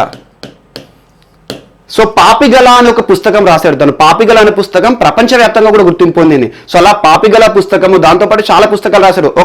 ఒక గుర్తింపు పొందిన జర్నలిస్ట్ మరియు రైటర్ మనకి కర్ణాటక రాష్ట్రానికి సంబంధించి రవి బెలగెరే ఈరోజు మరణిస్తూ వార్తలు నిలిచారు. మరణించిన పర్సన్. అండ్ తనకు సంబంధించి కర్ణాటక రాష్ట్ర ప్రభుత్వం ఇచ్చే ప్రతిష్టాత్మక పురస్కారం కర్ణాటక సాహిత్య అకాడమీ పురస్కారం పొందాడు. మరియు కర్ణాటక రాష్ట్రానికి సంబంధించి అత్యున్నత పురస్కారం జర్నలిజం ఇచ్చే పురస్కారాలు కానివ్వండి. అలా కర్ణాటక రాష్ట్రంలో తనకంటూ ప్రత్యేక గుర్తింపు పొందిన ఒక జర్నలిస్ట్, ఒక రైటర్, చాలా నావెల్స్ రాశాడు, కథలు రాశాడు. సో మరణిస్తూ ఈ రోజున వార్తలు నిలిచాడు రవి బెలగెరే. పేరు గుర్తుంచుకోండి సరిపోతుంది. అండ్ నెక్స్ట్ ఈరోజు స్పేస్ ఎక్స్ మరొకసారి వార్తలు నిలిచింది. Space X most important. May month లో స్పేస్ ఎక్స్ సంస్థ, అమెరికాకి సంబంధించిన స్పేస్ ఎక్స్ సంస్థ ప్రపంచ చరిత్ర సృష్టించింది, కొత్త నవశకం సృష్టించింది.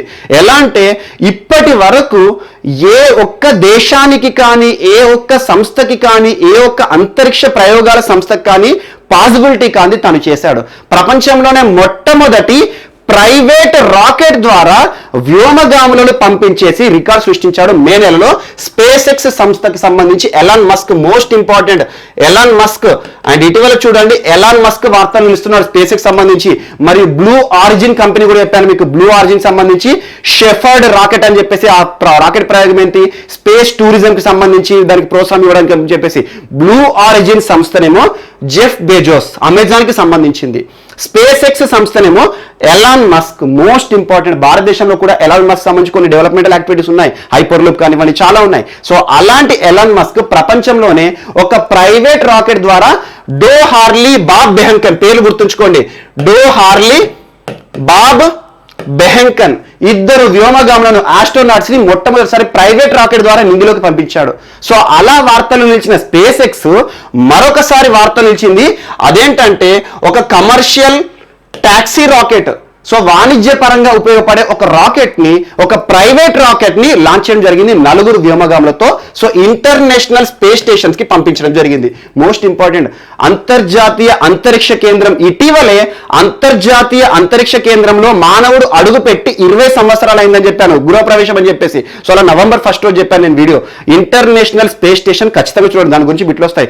2000 సంవత్సరం నుండి 2000 సంవత్సరంలో ఎవరు మొట్టమొదటిసారి అందులో గృహప్రవేశం అడుగు పెట్టాడు, వాటికి సంబంధించిన అంశాలు అవన్నీ కూడా చెప్పాను నేను November 1 రోజున, ఒకసారి చూడండి. సో అలా ఇంటర్నేషనల్ స్పేస్ స్టేషన్స్ కి 4 వ్యోమగాములను ఒక ప్రైవేట్ రాకెట్, ఫాల్కన్ రాకెట్ అని గుర్తుంచుకోండి.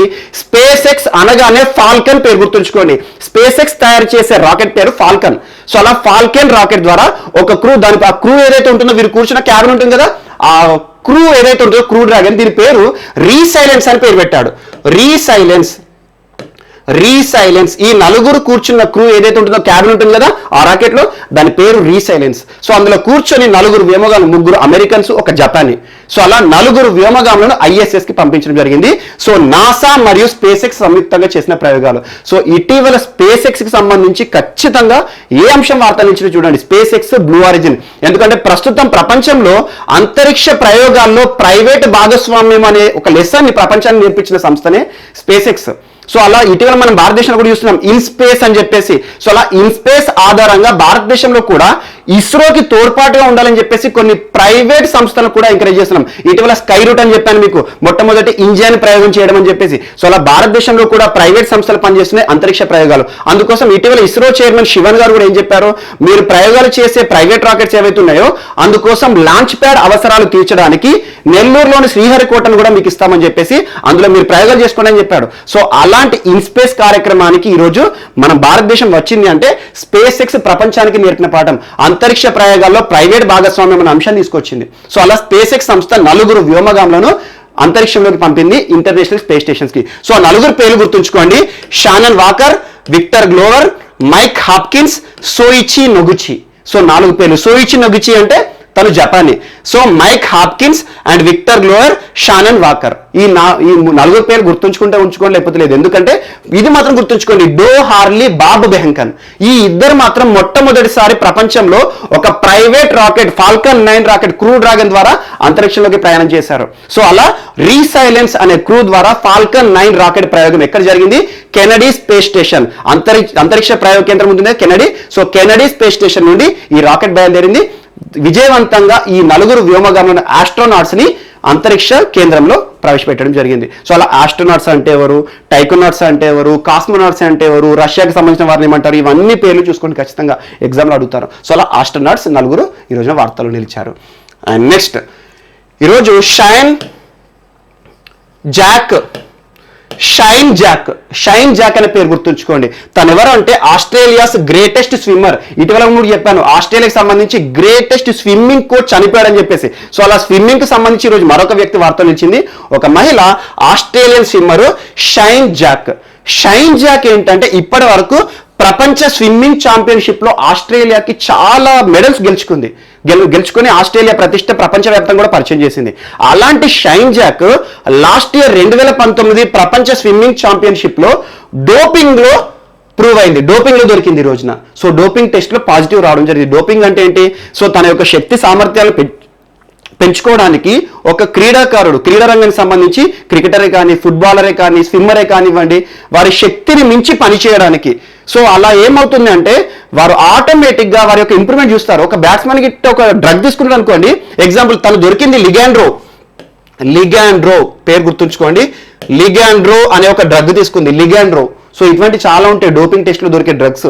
సో అలా కొన్ని డ్రగ్స్ తీసుకుంటారు, హెర్షెల్ గిబ్స్ కానివ్వండి, చాలా మంది మనకు దొరికారు డోపింగ్ టెస్ట్ లో. సో అలా క్రికెటర్స్ కానివ్వండి, ఎగ్జాంపుల్ నేను ఉన్నాను, ఒక మ్యాచ్ ఆడతాను, ఒక క్రికెటే కానివ్వండి, ఫుట్బాలే కానివ్వండి, నా శక్తి సామర్థ్యాలు పెంచుకోవాలనుకుంటాను, ఏం చేస్తాను, ఒక డ్రగ్ తీసుకుంటాను, ఏదో ఒక మెడిసిన్ తీసుకుంటాను, ఆటోమేటిక్ ఏమవుతుంది, నా లోపల కొత్త ఎనర్జీ పుడుతుంది. సో నేను సాధించాల్సిన దానికంటే ఎక్కువగా శక్తివంతంగా కనబడతాను. సో అలా ఆటోమేటిక్ ఏమవుతుంది, టీం విన్ అవుతుంది లేదా నేను విన్ అవుతాను. సో అలా చీటింగ్ చేయడం, వేరే వారిని చీటింగ్ చేసేసి చెప్పేసి నేను ఈరోజు ఉత్ప్రేరకాల ద్వారా క్యాటలిస్ట్ పెంచుకుంటున్నాను, ఉత్ప్రేరకాల ద్వారా నా శక్తి సామర్థ్యం పెంచుకుంటున్నాను. కాబట్టి ఇది నా ఓన్ ఎనర్జీ కాదు. సో ఇది ఒక ఇన్హిబిటెడ్. నేను ఏం చేస్తున్నానంటే నేను ఒక టెంపరీగా ఆర్టిఫిషియల్గా తీసుకుని ఎనర్జీని పెంచుకుంటున్నాను. సో ఇలాంటివి ఏవైతే ఉంటాయో డ్రగ్స్, ఎగ్జాంపుల్ ఇక్కడ మీకు లిగాండ్రో అని చెప్పాను కదా, తను దొరికింది లిగాండ్రో డ్రగ్ తీసుకొని 2019లో లిగాండ్రో డ్రగ్ తీసుకోవడం ద్వారా తన శక్తి సామర్థ్యాలు పెంచుకొని ప్రపంచ కప్లో తన ప్రపంచ స్విమ్మింగ్ ఛాంపియన్షిప్ లో మెడల్ గెలుచుకుంది. సో అలాంటిది ఇటీవల తను పాజిటివ్గా తేలింది. అప్పుడు డ్రగ్స్ తీసుకొని తన ఉత్ప్రేరకాలు తీసుకొని పార్టిసిపేట్ చేసింది.